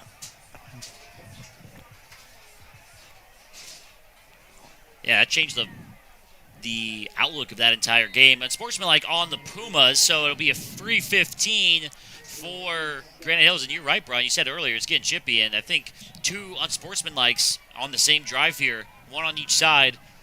It's going to be interesting to see how disciplined these teams can stay. Now on first down, they give to Williams, who gets past 1, gets hit hard, and only is going to pick up a couple of yards there on the carry. Yeah, it's like Frazier. Frazier, the one who got the penalty earlier, ends up making up for it there on that play. He's hyped up after that hit. Hit Williams hard and only limited him to a couple of yards. Ball on the 35 here for the Eagles, up by 4 points.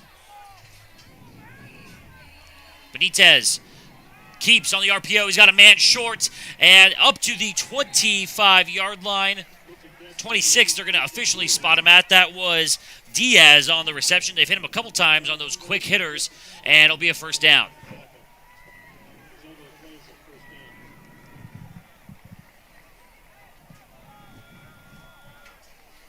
Granite Hills driving here on their opening possession, and we have a whistle. This one's going to be blown dead, and they'll be backing up to the 31 here on the false start. Before the play, a false start on the offense, it'll be a 5-yard penalty. 1st and 15. Granite Hills moving backwards after the pre-snap penalty. Now we got 1st and 15. Mater in behind. Pumas bring pressure, and they get into the backfield. Mater keeping the feet moving, though, and still going out past the 30-yard line. Will pick up a couple depending on when they call it dead.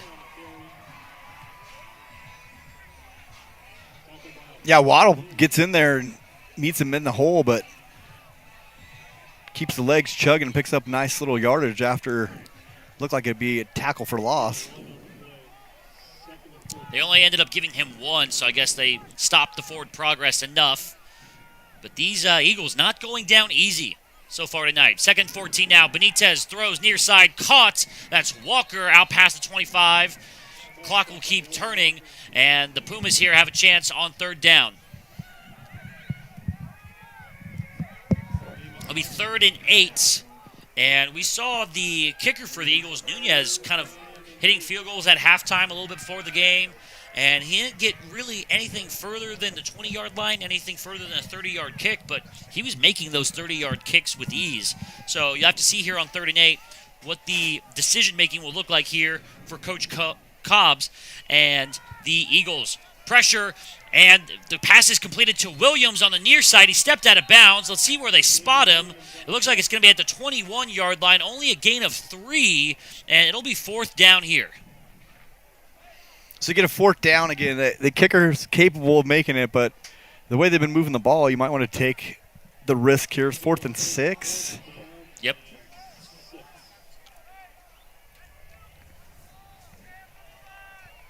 And the offense is going to stay on the field. So this will be the interesting part what the Pumas do here. They're going to bring extra and try to make a decision. It looks like it right now they're mugging that line of scrimmage in both the A-gaps. Yep, Coach Cobbs is going to take a timeout, though.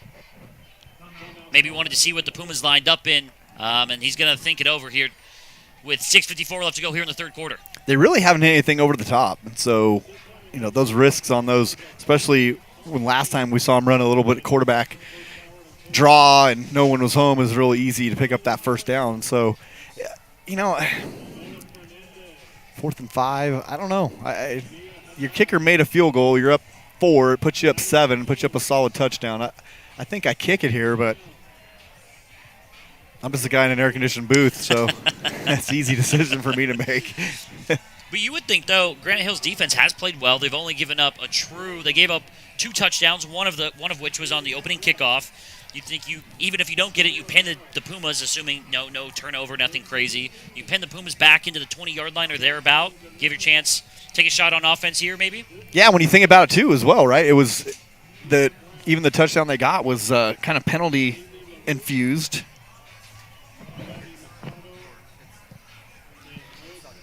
We'll see, though, looking toward the far sideline huddle, no special teamers look to be about. It looks like the offense for Granite Hills, as the head referee, Steve Castillo, kind of in a conversation on the far side with head coach Kellen Cobbs. Did you see that Bishop Gorman game? What happened there last night? No, tell me about it. So they're playing Lone Peak from Utah. 3rd quarter, they're up 35-14. They're driving the ball, and a little chippiness on the sideline, and some players went out there to try to help clear it. And apparently the rule in Nevada is, it might be an NFHS rule, if you have more than 3 players that were not in the game go past the numbers, you forfeit. Oh, my God. So they forfeited the game. The refs called it right there. And, you still had a good chunk of the 3rd quarter left. And, Lone Peak comes all the way from Utah, and they don't get to finish the game. Wow. Yeah, that's wild. And if you watch the replay, it doesn't look like anybody – like the Lone Peak kids were like pulling their guys off the field, not running out there. No punches were thrown, no anything. It was the weirdest call. Well, after the timeout, the Eagles decide to kick. And it's Nunez on the kick. It is up. It looks good. And it is true. The decision to go for the 3 pays off. And the Granite Hills Eagles are now up by a touchdown. It's 20-13.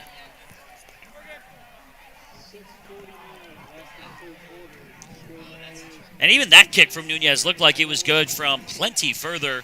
He was warming up earlier, like I said, in halftime, and he was making kicks, 30-yard kicks, and they were landing about toward the back track here at John Wren, which is another good, 10, 20 yards, probably 30 yards past the uprights? Yeah, that was crushed, and the one he kicked before was crushed too. So, again, it makes sense, right? Take a whole possession lead. Your defense has played great all night, and give them a chance to go prove it again here to start the second half opening drive for the Pumas.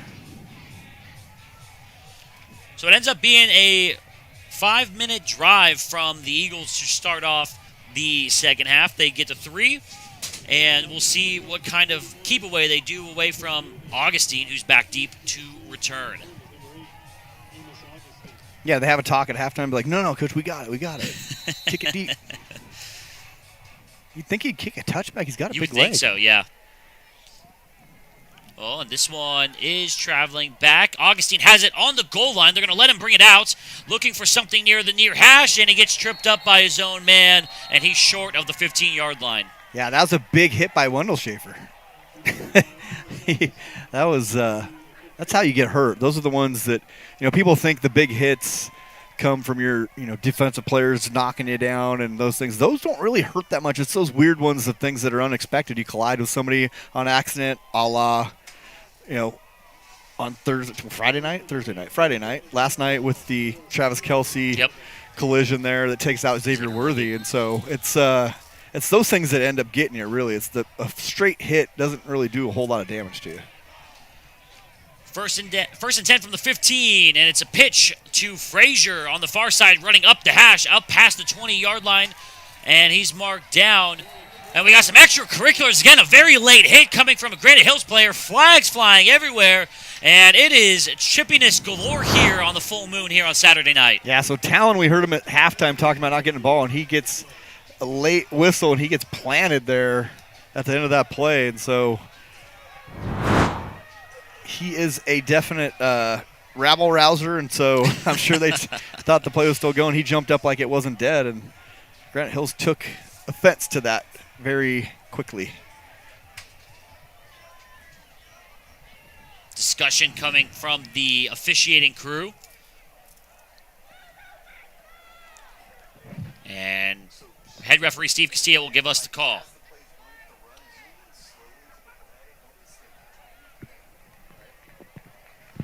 So there's 3 penalties on the play, 1 personal foul on each.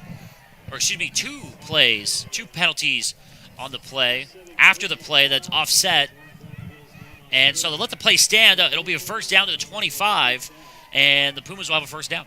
So they're calling those dead ball fouls, right? So if it was a live ball foul, they'd have to replay it down from where it started because those were considered dead ball penalties after the whistle was blown. Then the Pumas still get the yards in the first down. That's the difference. For anybody who doesn't get all the rules, that's one of those little things that would be confusing to the average viewer at home. Eagles bring pressure. Snyder flushed out, throws to nobody in particular, maybe just trying to get rid of it. It's incomplete, and it'll be second down.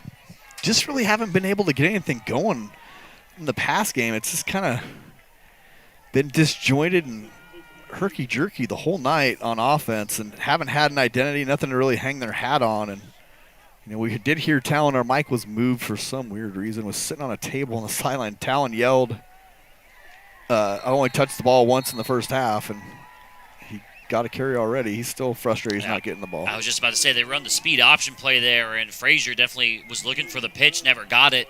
And after the good carry by the Pumas a couple plays ago, a quick incompletion, quick gain of 1, and is very quickly 3rd and 9.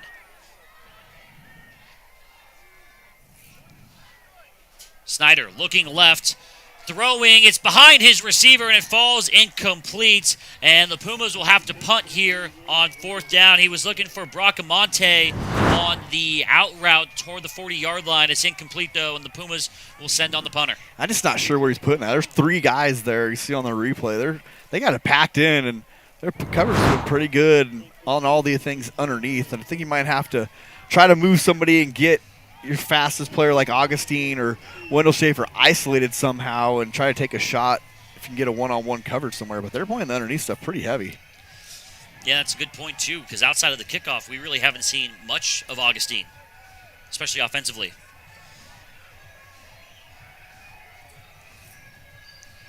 Pumas punting away. Punt is a good one. Boomer, fair catch is called, and it's collected at the 27-yard line. And that one had a little bit of both there, Brian. A booming leg and a little bit of hang time as well. Yeah, that was gorgeous. That's like an NFL-style punt. That was professional level punt. That thing turned over and everything. That was great. So obviously big possession here for both teams, especially defensively for Perry, Brian, that this game kind of slips into a two-possession game.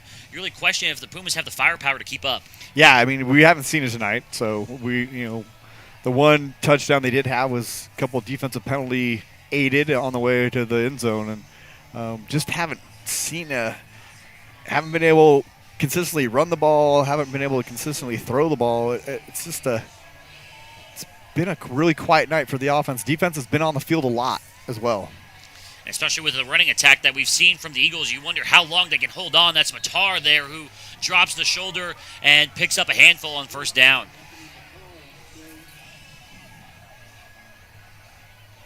Puma's trying to rotate in some guys on the line too, and with getting leaned on by those big boys all night take its toll. It's a gain of 5 on first down. They go back to Mater, and they do a nice job on second down, but it's still a gain of a couple here to set up third and short.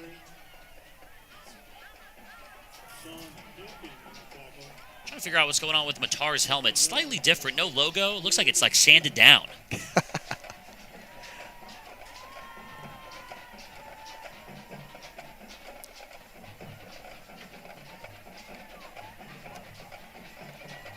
The Eagles making the trip from the El Cajon area today, from what we were told. Hop off the bus and face the Pumas, and on third down, it's a big hit, but it's enough to get the first down from a couple of Pumas. It looked like Waddell was in there on the first contact. Yeah, we looked at it on the map about 5.5 hours. It's not a terrible drive. It's a lot of open desert if you've never done it. You hit that 8 and you cruise and probably pop up through Maricopa and come down through here, but it's probably didn't take it. Probably took them longer, right? Bus probably not going 80 the whole way. Yeah. But the fact that they came in the day of and they're holding up is pretty evident of a tough team for sure. Waddell's a little shaken up after that hit. He's rushing over to the near side. He'll get looked at by the training staff, the sports medicine team for the Pumas. Those hits those backers and those running backs take is always something. When I played, it boggled my mind. It's just they're constantly in there, just getting in the mix every single play. Guys falling into your legs, falling into your back. It's amazing that there's not more injuries at those positions. Well, I remember George Kittle. I saw a quote from him talking about how he basically every single Sunday, in his case, gets into a car accident. Essentially, multiple car accidents for sure. First and 10 after the carry from Mater. They go Williams up the middle, up to just short of the 45-yard line to the 43. And we have another flag, this time coming from the far side on the back end of the play. Some more talking going on between these two teams. Yeah, Granite Hills is going to have to get their kind of heads right here. I think looks like we'll see if it's an offsetting or just against one thing. It's Cam Coogan finally getting in there. He coming off the field, number 31. And so let's see, is this going to be against them? And just the self-inflicted stuff. I think if Granite Hills doesn't have all these penalties that kind of come in inopportune times, they'd be in a lot bigger lead here.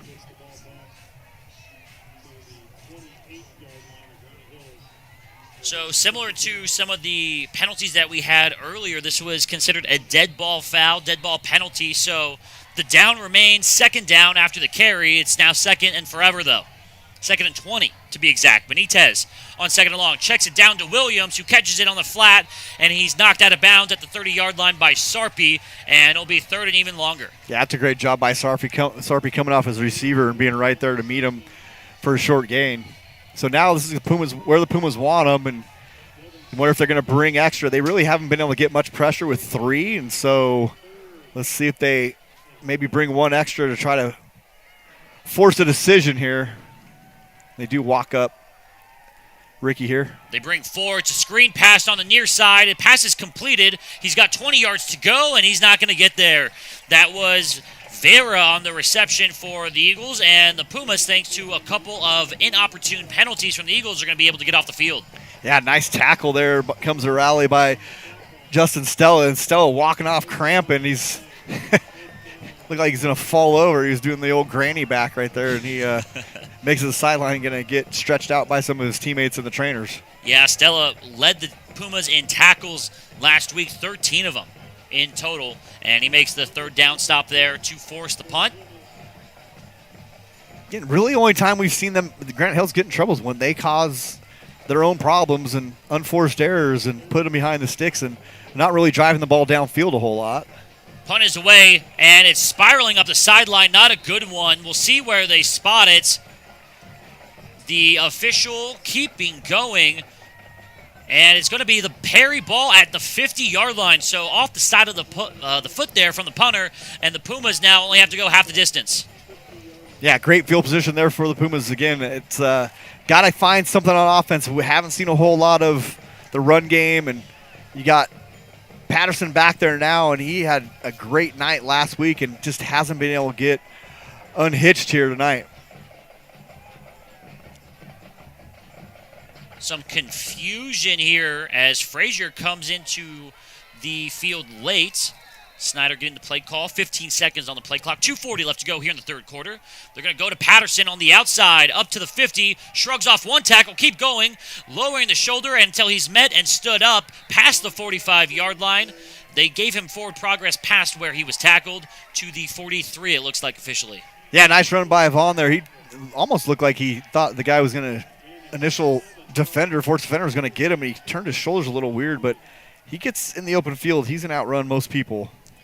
It's a gain of 8 as they give to Patterson. Again, it's going to be an illegal formation, illegal movement. This run is going to come back from Patterson. Wendell Schaefer was trying to confirm his positioning on the near side and was moving when the ball was snapped. So this one will be coming back. Yeah, that's the kind of stuff they'll kill you in a game right there. You got a huge gain. Him moving had nothing to do with that play.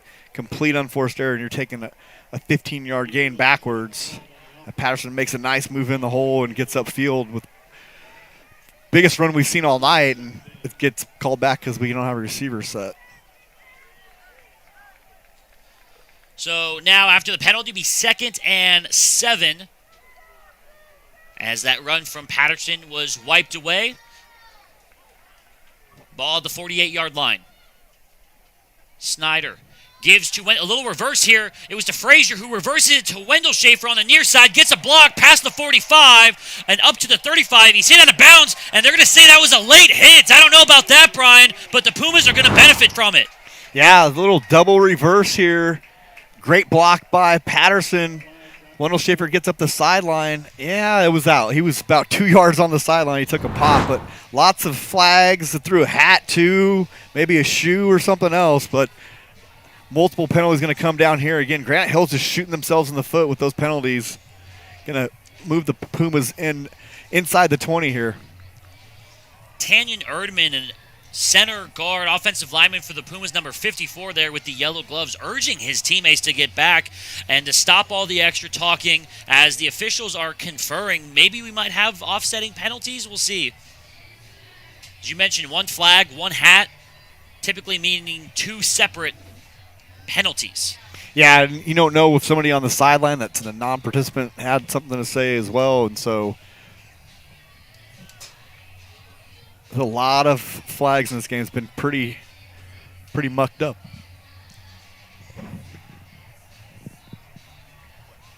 I'll tell you what, good thing that they gave us their information. The Steve Castillo's got a lot of airtime so far tonight. See what he signals here. So we have a holding on the Pumas. And then a dead ball foul after the play.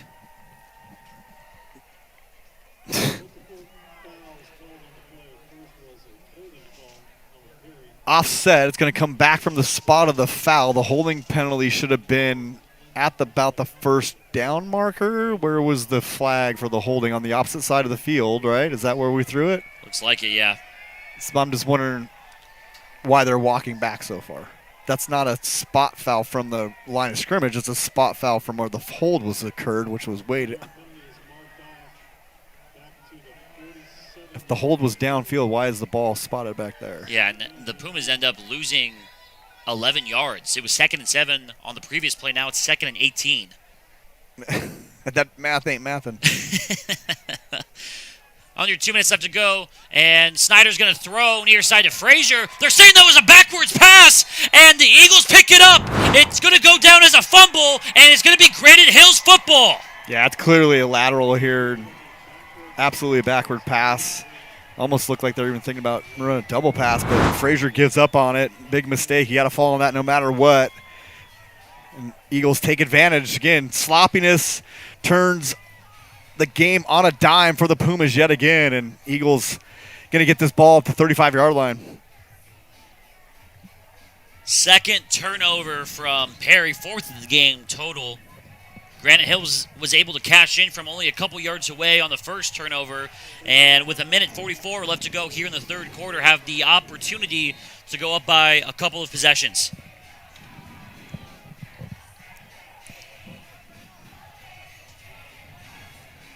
Pumas were able to get a stop last time on defense, thanks in part to a couple of penalties from the Eagles, and they run on first down. Frazier in the mix, and it'll be a gain of 3 on first down. Yeah, time ticking away in this third quarter, and Pumas started that drive on the 50, and now having to play defense on their side of the field. 2nd and 7, Benitez in trouble. Ball is out, and it's picked up by the Pumas. They get the ball right back. Perry takes over possession with a little fumble. Flag comes in late, and they're going to be another unsportsmanlike, most likely on the Pumas, but they have the ball. Benitez gets stripped by Camping. Nice job, Johnny, on the spot. Pumas pick it up, but let's see if this is another flag. So the refs got to do something, either get control of this or figure out what they're doing, because this is way too much laundry in this for unsportsmanlike penalties in this game. And is an unsportsmanlike against the Pumas, so they'll knock off 15 after the fumble and the recovery. Camping on the forced fumble and the sack. It was Justin Stella on the recovery who just couldn't quite get control of his feet. Couldn't scoop and score. Just settles for the scoop. Perry dodged another bullet, but instead of starting near the 50, they're starting at the 31 post-penalty. It's definitely full moon. Yes. Just up here shaking my head. I can't believe how disjointed this game's getting. Snyder wants to go deep. He does. Into coverage. Windle-Schaefer's there, and it's broken up. Nice play defensively on the coverage was Uriah Schutza. He breaks it up. Yeah, they take this shot we were asking about earlier. Under pressure, puts it on the money, and Windle-Schaefer just gets distracted. Good job by the safety rolling over. And just gets his hands up there enough to distract Windle-Schaefer. Ball falls incomplete. But that was the shot we were asking for. That's the shot we got. That was the second time, too, that they've had Windle-Schaefer deep past the safeties. Just can't connect. 2nd and 10 now after the incompletion. Snyder throwing. He fakes the screen, wants to go deep. They're going for another shot, and it's about 5 yards past everyone looking for Heredia there, and it's incomplete. So that's the old trick play. I'm going to stay on it no matter what dilemma you get. And so we're going to run it no matter what, and probably shouldn't have thrown that ball at all. So scoreboard went down. We, first game of the year, we packed a bag without the charger for the laptop that runs our scoreboard. Yep, that'll do it. So that score is still 2013. Time is not going to be accurate. We have 58.1 seconds left. 3rd and 10 for the Pumas after the fumble recovery. Snyder throwing, it is caught past the 50, up past the 45, and the Pumas get a much-needed first down after some nice improvisation by the quarterback. Yeah, good job there, buying extra time, sliding in the pocket there, finds open receiver, and Pumas now in business in plus territory. Bracamonte on the reception for Perry. 35 seconds left to go in the quarter. Ball on the 44. And Snyder's going to give to Patterson. Has to work hard to get past the line of scrimmage, and he does. Works really hard to get the 2 yards there, and we'll see if the Pumas can get one more play before the end of the quarter. 20 seconds, you'd imagine they'd be able to here, but maybe, well, they are going to get to the line of scrimmage. Snyder gets the play call, and we got a whistle coming, and it looks like we have an injured player here for Granite Hills. The cramps will probably start kicking in here pretty soon, right? So we were joking about probably the same temperature at El Cajon. We looked it up halftime. It's like 70 degrees there right now. Yeah, it must be nice. Little ocean breeze, I'm sure. Yeah, it looks like a cramp there. It looks like Kyler Oberg for Granite Hills. Hard to see there. Yeah, still not out of the heat here in Arizona. If you're back in El Cajon watching, it was cooler. We've had some humid air. But it's 89 at 9 o'clock at night, so which we've seen worse. Most definitely. Most definitely. That was Hunter Hamilton, by the way, who is now jogging off the field. Looks like he's most likely cramping. 2nd and 8 here, 12 seconds left to go. Pumas with the ball, down by 7.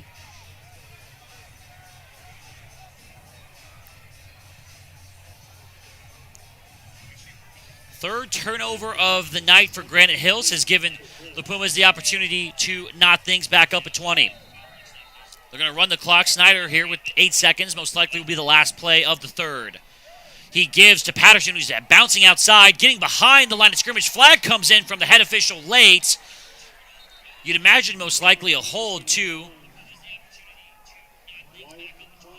And we'll check the penalty here from referee Steve Castillo. And they're actually just going to pick it up and wave it off. So that'll do it for the end of the third quarter. We got 12 minutes left to go in this one. The Pumas down by 7. However, they have the ball. We'll step aside for just a moment and pick it back up. It'll be 2nd and long for the Pumas as we kick off the fourth quarter. Ladies and gentlemen, I want to recognize our varsity cheer squad and their coach, Desiree Howe. The members of the cheer squad, Adriana Arjona, Imenia Avila, Emma Camping, Amelia Carter, Lily Crum, Franzia Elliott, Autumn Jensen, McCall Kaufman, Kinsley Kelly, McKenna Kosick, Mackenzie Pop, Paisley Lauritsen, Jackie Maturo, Bria Newquist, Ava Oldenburg, Alex Payne, Jasmine Parker, Riley Peterson, Taryn Pfaff, Tegan Rasmussen, Audrey Schimmel, Kate Turner, Ashlyn Weissenflug, Madison Wyckoff, and Chloe Wilson. Ladies and gentlemen, your Perry Varsity Cheer Squad.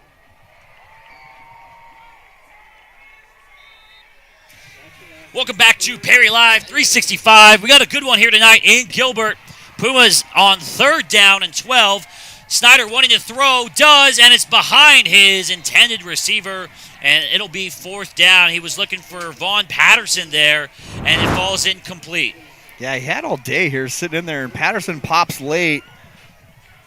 Just 2 guys in the same area. It's never a good sign when 2 guys are running within a couple of yards of each other, and so a little bit clogged up and not able to connect with Patterson, but he had a step on his guy for sure. Pumas thought about it for a second, but they are going to punt. 11:50. We just started the fourth quarter. 4th and 12. Sorry, no score, but we'll keep you up to date with the score and the time here.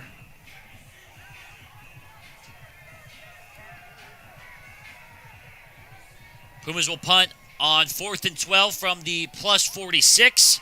The kick almost blocked, got it away. There's a flag coming in late.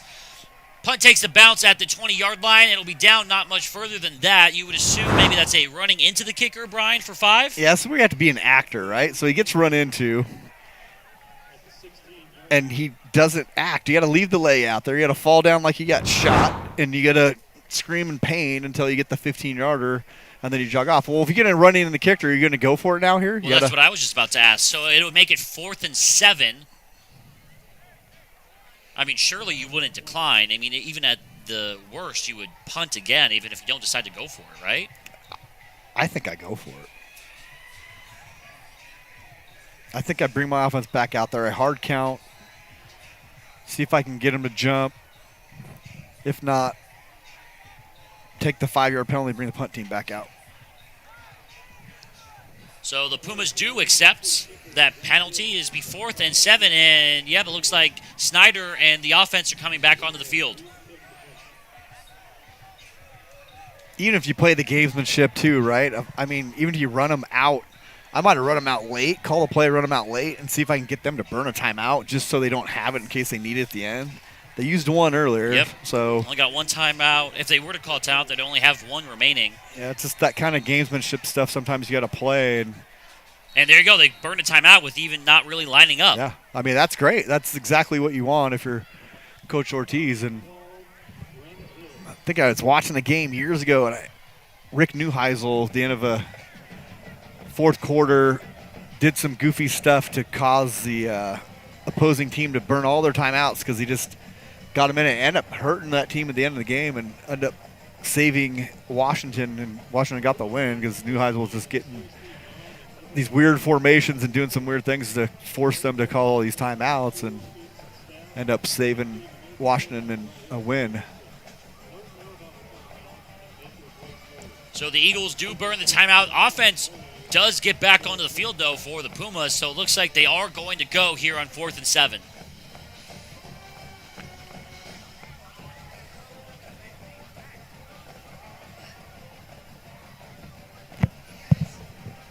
Fourth and 7 from the 41, down 7. Again, the offense hasn't been doing a whole lot. You haven't been on this side of the field a ton.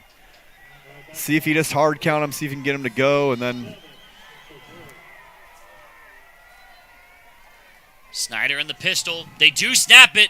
3-step drop. He's pressured early, spins out of it, has to stay on his feet, and he just can't avoid the ground. It's going to go down as a sack, and the Pumas turn it over on downs. yeah, the thing here, Kale gets pressure off the edge. He steps up inside. If he can keep his feet after he spins out of there, he's gonna run for the first down, if anything. And so had a lot of green grass in front of him, just not able to keep his feet. He's a big, strong kid, but he got whacked pretty hard coming out of there. Tough to kind of regain your steps when you get spun around in there sometimes. And again, John Wren Stadium falls silent. Defense being asked again to get another stop here against the Eagles with 11:40 left to go. Benitez gets the snap. They give to Matar up the middle. Nice job by Justin Stella meeting him at the line of scrimmage, and it'll be only a gain of 1.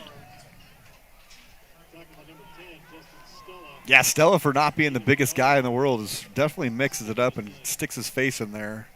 It's kind of fun to watch those tough linebackers in high school that may not get a shot to go play at the college level, but can do a great job in high school, even though they may not be the biggest person.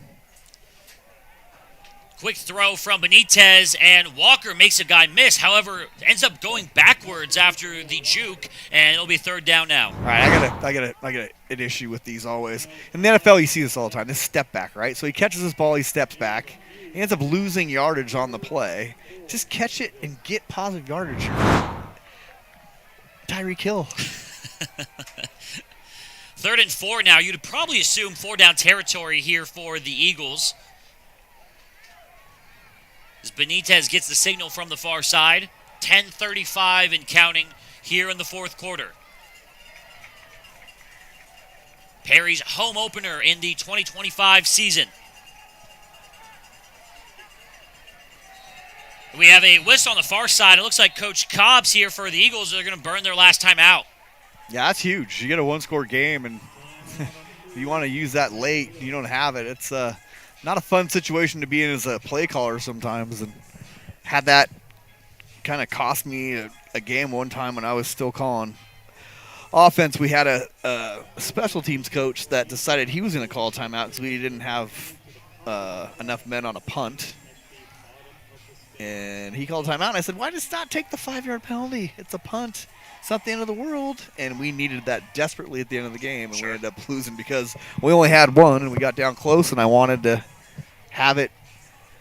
I wanted to be able to run the ball, and I couldn't run it because if I needed to get the field goal team on quick, I'm not quite as fast as the Chiefs were last night. That was amazing. Pretty impressive. Was that not amazing? Yeah. I've never seen anything like that.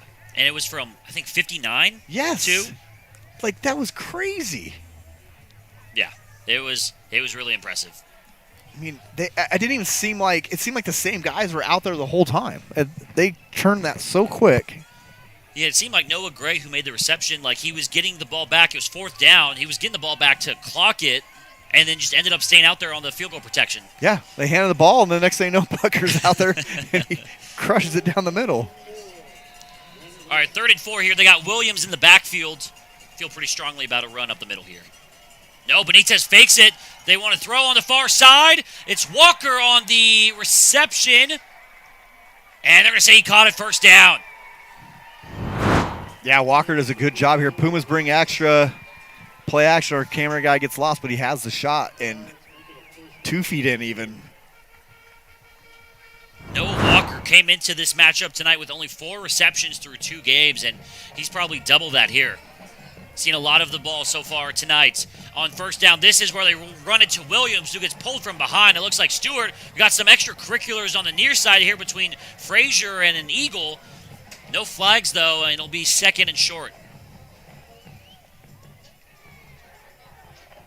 You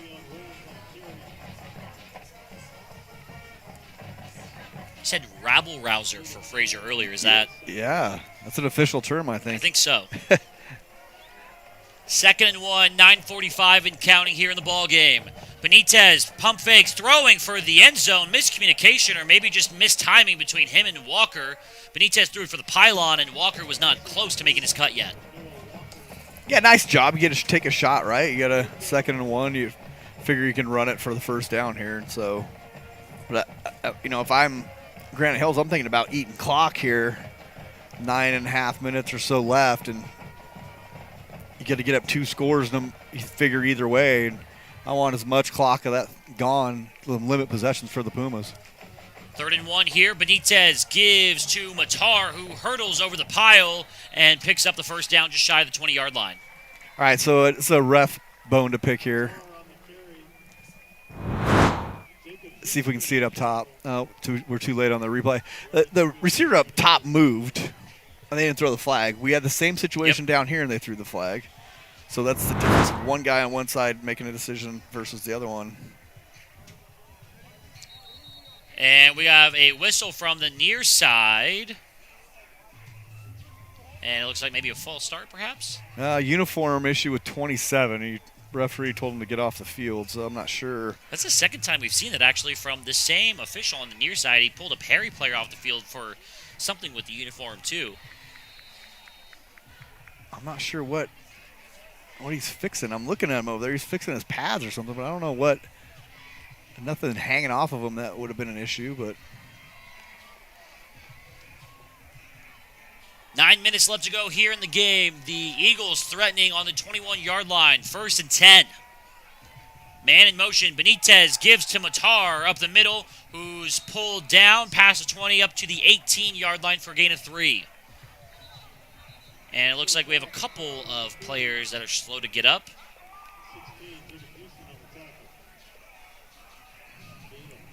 Yeah, you just have to imagine it's been a very physical game, especially with Granite Hills on offense. Get here toward the end of the game where we're starting to see some of these injuries pile up. Hopefully it's just another cramp, right? It's but again, you get rolled up on in that pile. You never know what can happen. But this has been a very disjointed game. Slow game for how few scores there were, but there's been so many penalties that neither team's been really able to get into a flow. Yeah, I think there's been a pretty consistent lack of flow, lack of rhythm to this game for either side.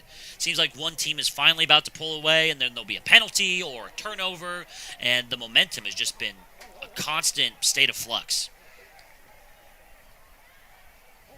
So the injured Eagle walks off the field. 2nd and 7 for Granite Hills when they get back onto the field here on the 18-yard line. Yeah, Seth Haish, the junior, 6'2", 255. He looks bigger than that. But the double knee brace is always the thing, right? Like a lot of those linemen wear the double knee braces to avoid those kind of guys rolling into their knees and getting clipped. Some applause coming from the Granite Hills end of the field there, maybe trying to will their team on here. 2nd and 7, 8.5 to go. Benitez gives to Matar, who rumbles up past the 10-yard line, keeps it going, dives forward. He's got the first down, and some more penalties here, more flags coming in at the end of the play. Pumas flying all over the place, and the referee's going to have something to discuss here. Yeah, I got a little extracurricular there. Little pulled face mask. I think it's going to go against the Pumas. Looked like Liam Petrie was in there. It pulled off a helmet. Frazier's getting up late. Physical game here, and a lot of chippiness for sure. So if we throw another offsetting. They've been liking that one today. And the head official, Steve Castillo, talking with Coach Joe Ortiz as they pull both teams off the field momentarily. Coach Ortiz not happy, definitely needing an explanation here from the official Castillo. Well, there's 2 flags down. I don't know why. If it's going to be 2 different fouls or one flag for the same, or one guy threw the same flag for the same penalty. So, all right, here we go. So, personal foul against the Pumas, and that was during the play. And it'll be a first down and an official's timeout.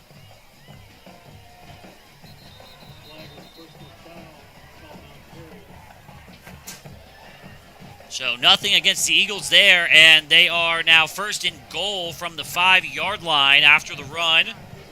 8:26 left to go. Threatening to go up by 2 possessions. Yeah, minimal penalty there, right? So it's just a half the distance there when they're so close inside. And let's see if the Pumas can come up with some more magic on defense. Down by 7, first and goal from the 5. Benitez gets the snap, and he gives to Matar, who stays on his feet from 5 yards away and gets into the end zone. We hear them yelling down near the goalpost. It's a touchdown for the Eagles. Yeah, we got a mic right there. I was going to say, let's hope no one says anything. Another flag coming in late from the head official. This one's going to go against Granite Hills. Quarterback Benitez hands out to the side saying, "What did I do?" It'll be an unsportsmanlike, and this will back up the PAT. Yeah, there's a little extra mustard on that celebration for sure by the Granite Hills Eagles. So actually this will be enforced on the kickoff, so the PAT will still be normal. And Granite Hills now up by 13 points, 26-13 after the touchdown. Nunez coming on for the point after.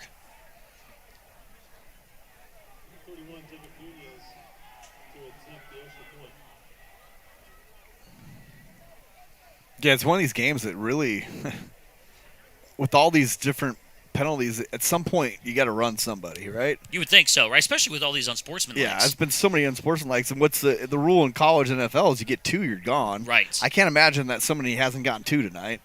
Oh, yeah. I mean, Frazier's been in the middle of stuff a bunch of times, and they've had same players have been in the middle of some things a couple times. So, and it feels like the referees are like crashing in on every single play, and maybe that's just trying to get control. But yeah, you'd imagine that maybe even multiple people have a couple on them. I mean, I've lost count at this point at how many after the play fouls there have been. Yeah, and you have a lot of the offsetting that doesn't really cause any pain to either team, and so I don't know. It's like we said, 27-13 in a game that's been going on for nearly 2.5 hours. It's typically a high school game can run a lot quicker than that, even with the halftime show that ran a little extra. So the Pumas, you would think, would probably get some decent field position after the celebration penalty is enforced on the kickoff. They're going to be kicking off from the 25-yard line as opposed from the 40. So you got 27-13, 8:13 left. Pumas' offense just really hasn't been able to get it any kind of flow at all tonight. So you're hoping that maybe you find something, get a quick score, and able to stop them. But I just don't know how much more you want that defense out there. Defense has been on the field a lot tonight. The kick from Nunez is away, and it is caught by Augustine at the 25-yard line, but Wendell Schaefer raised his hand for a fair catch, so they're going to call it a fair catch. It was Wendell Schaefer who waved his hand. Augustine catches it, and it'll be a fair catch at the 25-yard line. Let's see if he... Oh, we got it late. We were late on that. New replay system, we can't really go back and see what we're looking at until we just have a predetermined time it goes back. So, but yeah, that was weird. I didn't know.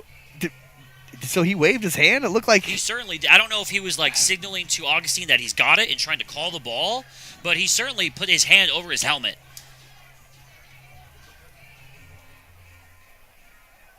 What's the rule there? That's a unique one. If anybody calls fair catch now on kickoffs, it's a fair catch. It's a fair catch. Interesting.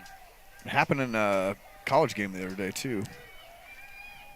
So Snyder now flushed out of the pocket, throws near side to Augustine. He's got 3 Eagles there. Plows forward. Solid gain on first down out past the 30, but you were thinking, man, Brian, they kick from the 25 and they end up at the Perry 25. Yeah, that's worked out perfect for him after that 15-yard penalty. It couldn't ask for anything. That's probably the worst field position Perry started after a kickoff tonight.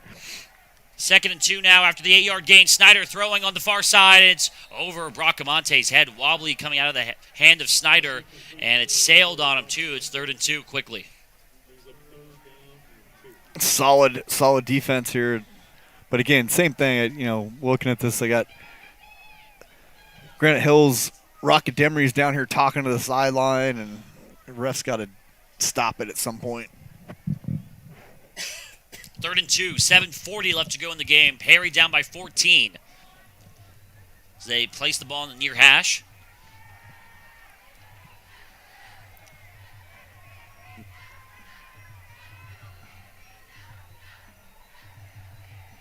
Snyder getting the play call from the near side.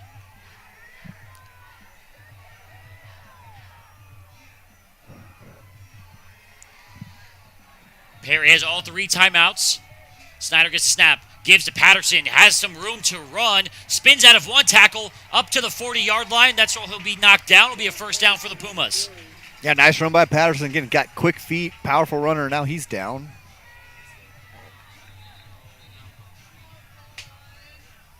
That's the Daniels on the tackle. His other play is a first down for Perry.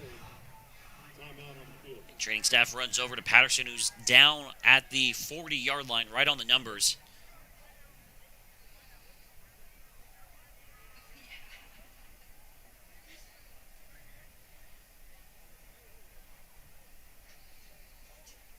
So the Pumas down by 14 in this one, 7:34 left to go. It'll be a first down when play gets back going. Brian, what do we have to look forward next week for the Pumas? Puma's schedule is doesn't get any easier for sure on the season, so they're going to go away to Brophy next week, and Brophy's a good team. Got a lot of really good players on that team, and been rolling. They just went to Colorado last week and beat a very good, what was it, Evangelical Christian? Who did they play last week? And pull it up here. St. Regis. So played Regis Jesuit in Colorado and handled them very easily last night. And they're a team that is one of the favorites in the open division. The way that the brackets work in Arizona is really weird. You got only 6A teams can go to the open division. So you're going to take 8 of the best 6A teams out, and you're going to be only left with 21 teams at the end of it. And 16 of those are going to go to the 6A playoffs. First down for the Pumas. Snyder wanted to go deep. He does. He floats it up looking for Wendell Schaefer. Double coverage and a lot of contact. No laundry on the field. It's incomplete. It'll be 2nd and 10. There's a lot of pulling on jerseys and stuff here. I'm not sure how this doesn't end up as a PI. You can see right here is a pull on the top of the jersey, and they're fighting for it, but not really can't tug on him as he's going. But I think at this point Schneider's just getting frustrated, so sitting there back there with all that time has decided to take a shot. But there's still enough time to take what they give you. You don't have to hit a home run right now. Especially with 3 timeouts. 2nd and 10. Snyder looking to throw. Flushed out left. And he does. Sidearm, and it is intercepted. Snyder overthrows his man, and Granite Hills takes over on the interception, and the Eagles have the ball. Yeah, this is a nice play. Another penalty, too. Let's see if we get the end of this. It was on the near side. I have to assume it was on the Pumas. It came from the line judge here on the Puma sideline. Yeah, it's somebody said something on this sideline, and Puma's getting frustrated here.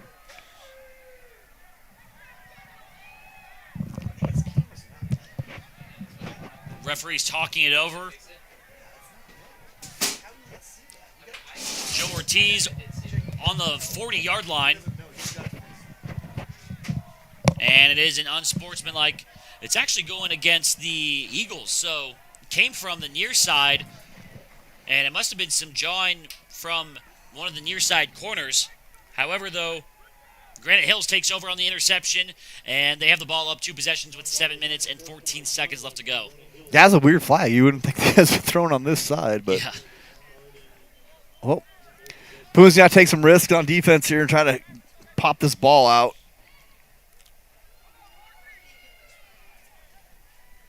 Still a lot of time left. Yeah, especially with how quick Granite Hills was able to turn things around at the end of the first half. Not quite over yet, as Benitez gives to Williams. Nice tackle. That's Justin Stella again. Tackle for loss. Going to be a loss of 2 to the 15. Yeah, there's their go. Stella comes in off the edge and comes screaming off that side and is able to get a tackle for loss, put you in the right position here. And we'll see here how much clock the Eagles are able to eat up here. We have the digital play clocks now over here at John Wren. 15 seconds on the play clock, and they're going to snap it. Benitez is going to throw. He's pressured, floats it up out of bounds. It's incomplete. That was Waddell on the pressure, and the clock stops, and it's 3rd and long. Yeah, exact situation Pumas want to be in here now. You got them in a 3rd and long. Clock stopped. Get a quick 3 and out here. No harm, no foul on that pick. Well, so far. 3rd down. We'll see if the Pumas can get off the field. Noah Walker, the big play threat, came into this game 4 receptions with over 100 yards and a couple TDs. Let's see if they look his way on 3rd and 12. 6:33 left to go. Benitez throwing quick on the near side. Pass is caught to the 20-yard line, and he is knocked out of bounds. Let's see where they spotted officially. He got really close to the markers, and it's really close. Let's see if they give it to him.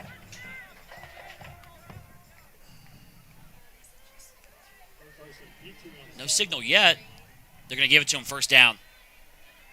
Yeah, that's a nice job, second effort there by kind of pulling the defender. It looked like the Pumas would rally and get that short of the line for sure, but nice job by the Eagles and pick up this 1st down, but clock did stop. They forced him out of bounds.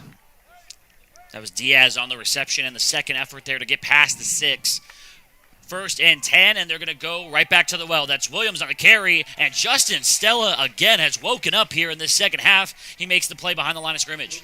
Yeah, Stella's figuring out how to read this offensive line. He's been able to knife through a bunch in this second half and causing a lot of problems, being very disruptive on that defensive side of the ball. But let's see if Granite Hills can actually manage this play clock. It's hard. It's not something that these high school quarterbacks are really good at, especially haven't seen a play clock. And they snapped it with 17 left to go, and Benitez throws on the far side. Pass is complete. Looks like Diaz again, who gets up to the 30-yard line, and head coach Joe Ortiz is going to burn the Pumas' first time out. Yeah, that's one of those things you got to practice. And I don't know what Granite Hills situation is. You may not everybody has the play clocks. These are all new in the district across the board, and if you're not used to looking at it, it's hard for you to really get it in your head.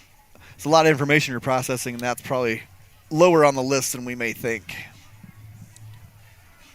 3rd and 6 for the Eagles after we come out of the timeout. They're up by 14 points with 5:50 left to go in this ball game. For the Pumas needing to get a stop here. Still have 2 timeouts after this play. You would think, though, for Granite Hills, probably, maybe 1 or 2 more first downs? Probably wrap it up? I mean, 2 score. It's just high school. Onside kicks are always in play. It's not like That's the one thing about the NFL kickoff rule that's just terrible now is like onside kicks basically don't exist anymore. Right. I mean, what's the success rate, like 2% or something now? I mean, it's so low. But high school, these things can turn so quickly. It's just the Pumas need to get off the field here. Got to take a risk on defense. I think you really got to come up and play tough defense up front and see if you can create. Benitez on the design carries, quarterback draw. Let's see where they spot it. It's right at the markers. And they're going to give him the first down. Yeah, Benitez just able to run over to the defender and pick up that first down. He was met well short of the first down, and Benitez is not a small quarterback. So 6'3", 200 pounds on the official roster. And does a nice job of lowering his shoulder, understanding the situation, and getting that first down. And it looks like they're taking some better care of the play clock. They're still looking toward the sidelines here with 10 seconds to go on the play clock. Kind of wonder if that's the adjustment that you make as a coach, is that you just get the play to them later and let them run the same cadence. 1st and 10 now, and this play is blown up. It'll be a big loss on the play on the fly motion. That was Sean Camping on the tackle for loss. Yeah, Camping does a good job, sniffs this out, almost causes a turnover. That was the ball was kind of bouncing around there. That would have been a huge turnover if the Pumas were able to knock that loose. But nice job by Camping using his speed, getting into that backfield. Nice tackle for loss. Would have been potentially Camping's second forced fumble. Forced the one earlier that Stella recovered. He's 2nd and 15 now. Perry burning their second timeout. And they have one remaining now.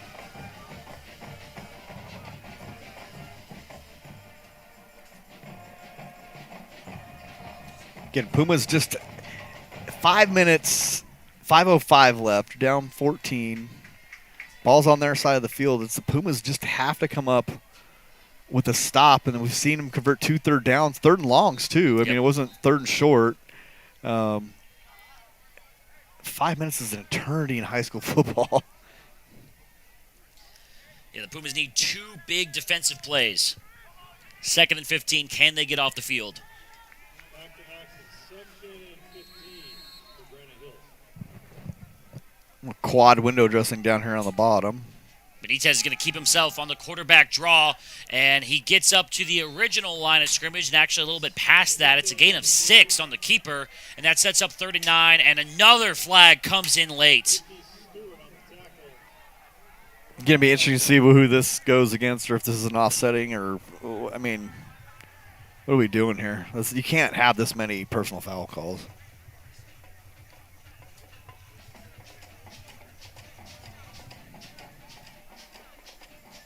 And it's going to be against the Eagles, it looks like. So 15 going negative here. They call a late hit there? Is that what they called? Might have been. Yeah, 64 for the Eagles, kind of waving his hands at the refs. What did I do? And how many how many games have we done? I've never seen this many 15-yard penalties. Oh, yeah, we're approaching a dozen or more, if not already past that. Never, ever seen this many 15-yard penalties. And that was a dead ball foul. Looks like so it'll be 3rd down. At least according to the marker on the field. Clock running here as we are under 5 minutes left to go. 4:45 in this game. 3rd and 24.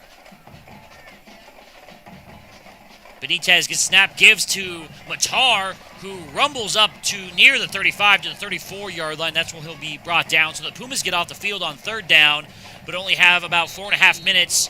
And Coach Ortiz blows his last timeout. They got 4:29 on the clock to score 2 times.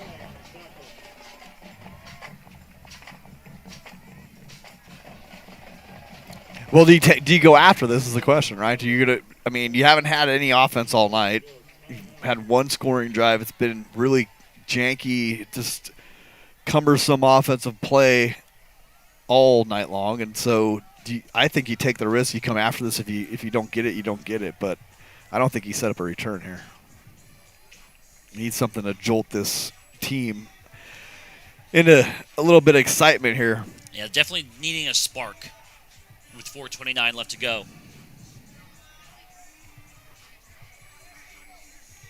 It's like not good news for the Pumas on the near side here. See, Vaughn Patterson still getting worked on. Looks like they're taping that ankle, so he won't be in play here for this most crucial part of the ball game here for the Pumas. Yeah, it's a tough loss for the Pumas, and he's a Perry Multimedia alum, 2 years. So we always want to see Vaughn in the game. They don't bring a ton of pressure. Only a couple got through. Bracamonte on the return. It's a nice punt, and he fair catches, and they're going to rule him catching it at the 20-yard line. So the Pumas will have to go 80 yards here. Yeah, great punt. I mean, fantastic punt. You get everything you want. Back up the return man, and he's got a fair catch, and a lot better than the last one we saw him, right? I think the shank was the last punt we got out of them. So Nunez, the punter, and the kicker, has been busy. Yeah, that was a boom. All right, the Pumas needing some offense here. 4:23 left to go, starting at their own 20-yard line. Down by 14.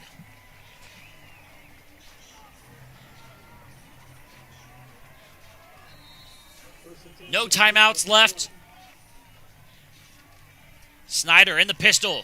Low snap, he recovers. Steps up. Wanting to go deep. He's going to tuck it and run here. He's got Stewart to block. Flag coming in from the umpire. Likely this play is coming back as Snyder runs out of bounds at the 40-yard line. We'll check the penalty, but given the location, you assume this one's coming back. Yeah, I don't know if there's a chop block or something. There's a weird little pile up there, but the Puma offensive lineman was on the ground, so I don't know if he got tangled up and maybe held on for dear life as he's going down or what, but it's going to come back for sure. Yep, both teams walking backwards. And Snyder on the 20-yard carry is going to be wiped away. And the Pumas will have the ball now 1st and 20 at the 10-yard line. Not what you need here. Yeah, going the wrong way. 4:14 left to go. Snyder in the pistol. They're going to give to Ricky Stewart. Runs over a man, but he's short of the 15-yard line. It's a gain of 4. And set up 2nd and 16.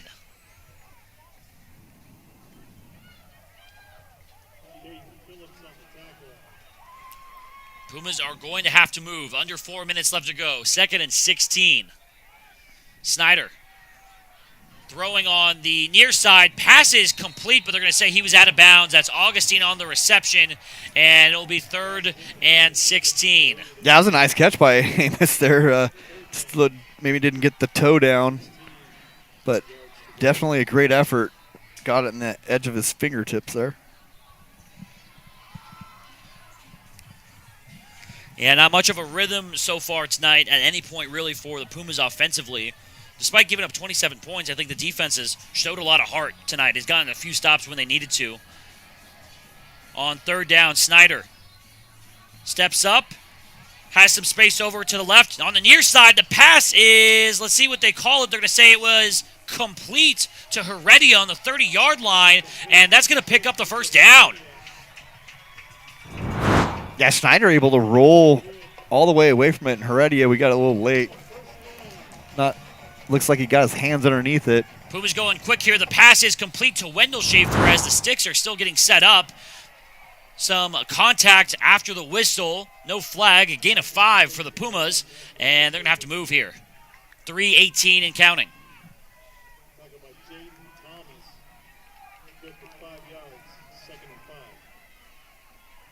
3:10 now. Snyder in the pistol. Stewart in behind. Steps up in the pocket. Checks it down to Stewart. He's got some room to run on the far side. Flag coming in from the back official as Stewart is knocked down at the 45-yard line, and we're going to check yet another penalty. You got to assume that's a hold there on the defense. Stewart's got to get out of bounds there, though. Got a 1st down. The clock's going to stop because of the penalty, but it's going to wind when they get it set. So Puma's got to get set now. Don't wait for the penalty to get called. You got to assume it's a defensive holding. Decline it. They're going to wave it off. They're going to wave it off. Okay, get set. What are we doing? The clock's going to wind. 1st down at the 50-yard line. And they haven't wound the clock yet. And there we go. 2:58 and counting. Snyder trying to organize on the offensive line. 2:50 now. Gets the snap, throwing short, is caught by Heredia, trying to juke past a man, past the 35, has a first down, clock will stop, and the Pumas are moving. So they're giving this inside slot defender, they're leaving this open. So it wasn't even necessarily a play. Heredia just jogged upfield, turned around. If they're going to give that to you, just keep taking it. I mean, eventually you'll hit pay dirt. Snyder wanting to throw deep, flushed out of the pocket, just needs to get rid of it, and eventually does. And we have a couple of flags coming in from back officials again. Yes. What is going on? Oh, my goodness. I mean, it came after the ball was already well out of bounds. I mean, I want to see him wave 2. Can he wave 2 off? Wave 2 He can flags hold, off? like the cheerleaders out of the pom-poms? He waved 2 like up in the air. That'd be awesome.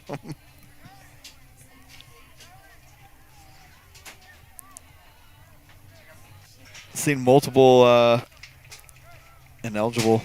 Too many men on the too field. many men. Oh, Yeah, too many men on the field. Okay, gosh. That's a big penalty. So Pumas in business. Hey, this is not over. We can't call time of death here. Ball at the 18. First down for the Pumas after the penalty. Snyder steps up in the pocket, shrugs off one.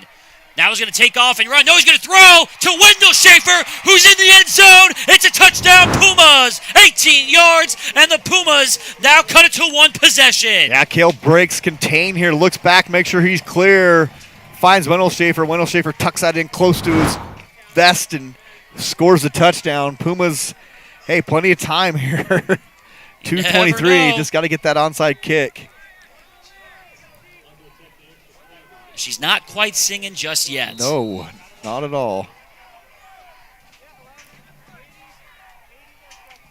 Pumas on for the point after.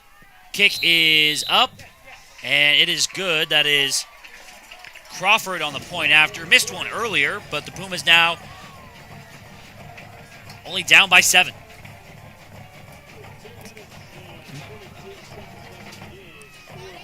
.223 left to go in the ball game. How often do you think they practice the onside kick? We should practice it every Thursday, at the least, right? That's the standard. It's your walkthrough. You do it. It's not a full speed practice on the onside kick on Thursdays, but it's definitely run through the personnel and all those guys on every walkthrough day, which is the Thursday typically in high school. Probably yesterday for the Pumas because of the Saturday kick, but. You don't see it full speed a whole lot. You don't want to get dudes hurt. But with this turf, you get some nice, clean bounces. So see what type they go for here. Go for the big hopper, or you go for the skid, all those things. These kickers really like to get creative with it, too, with the internet and all those things to get you some training on it. All right, here we go. 2:23 left to go. Colton Crawford. What do you got for us?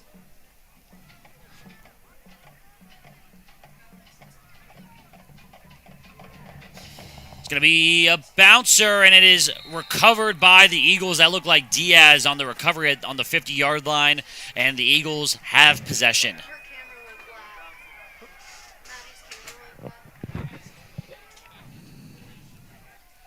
That's a nice job. It's like a little short hop there, but you kick it to their number one receiver. Yeah. I don't think that's who I want to go to. I want to find the guy that hasn't been on the field all night.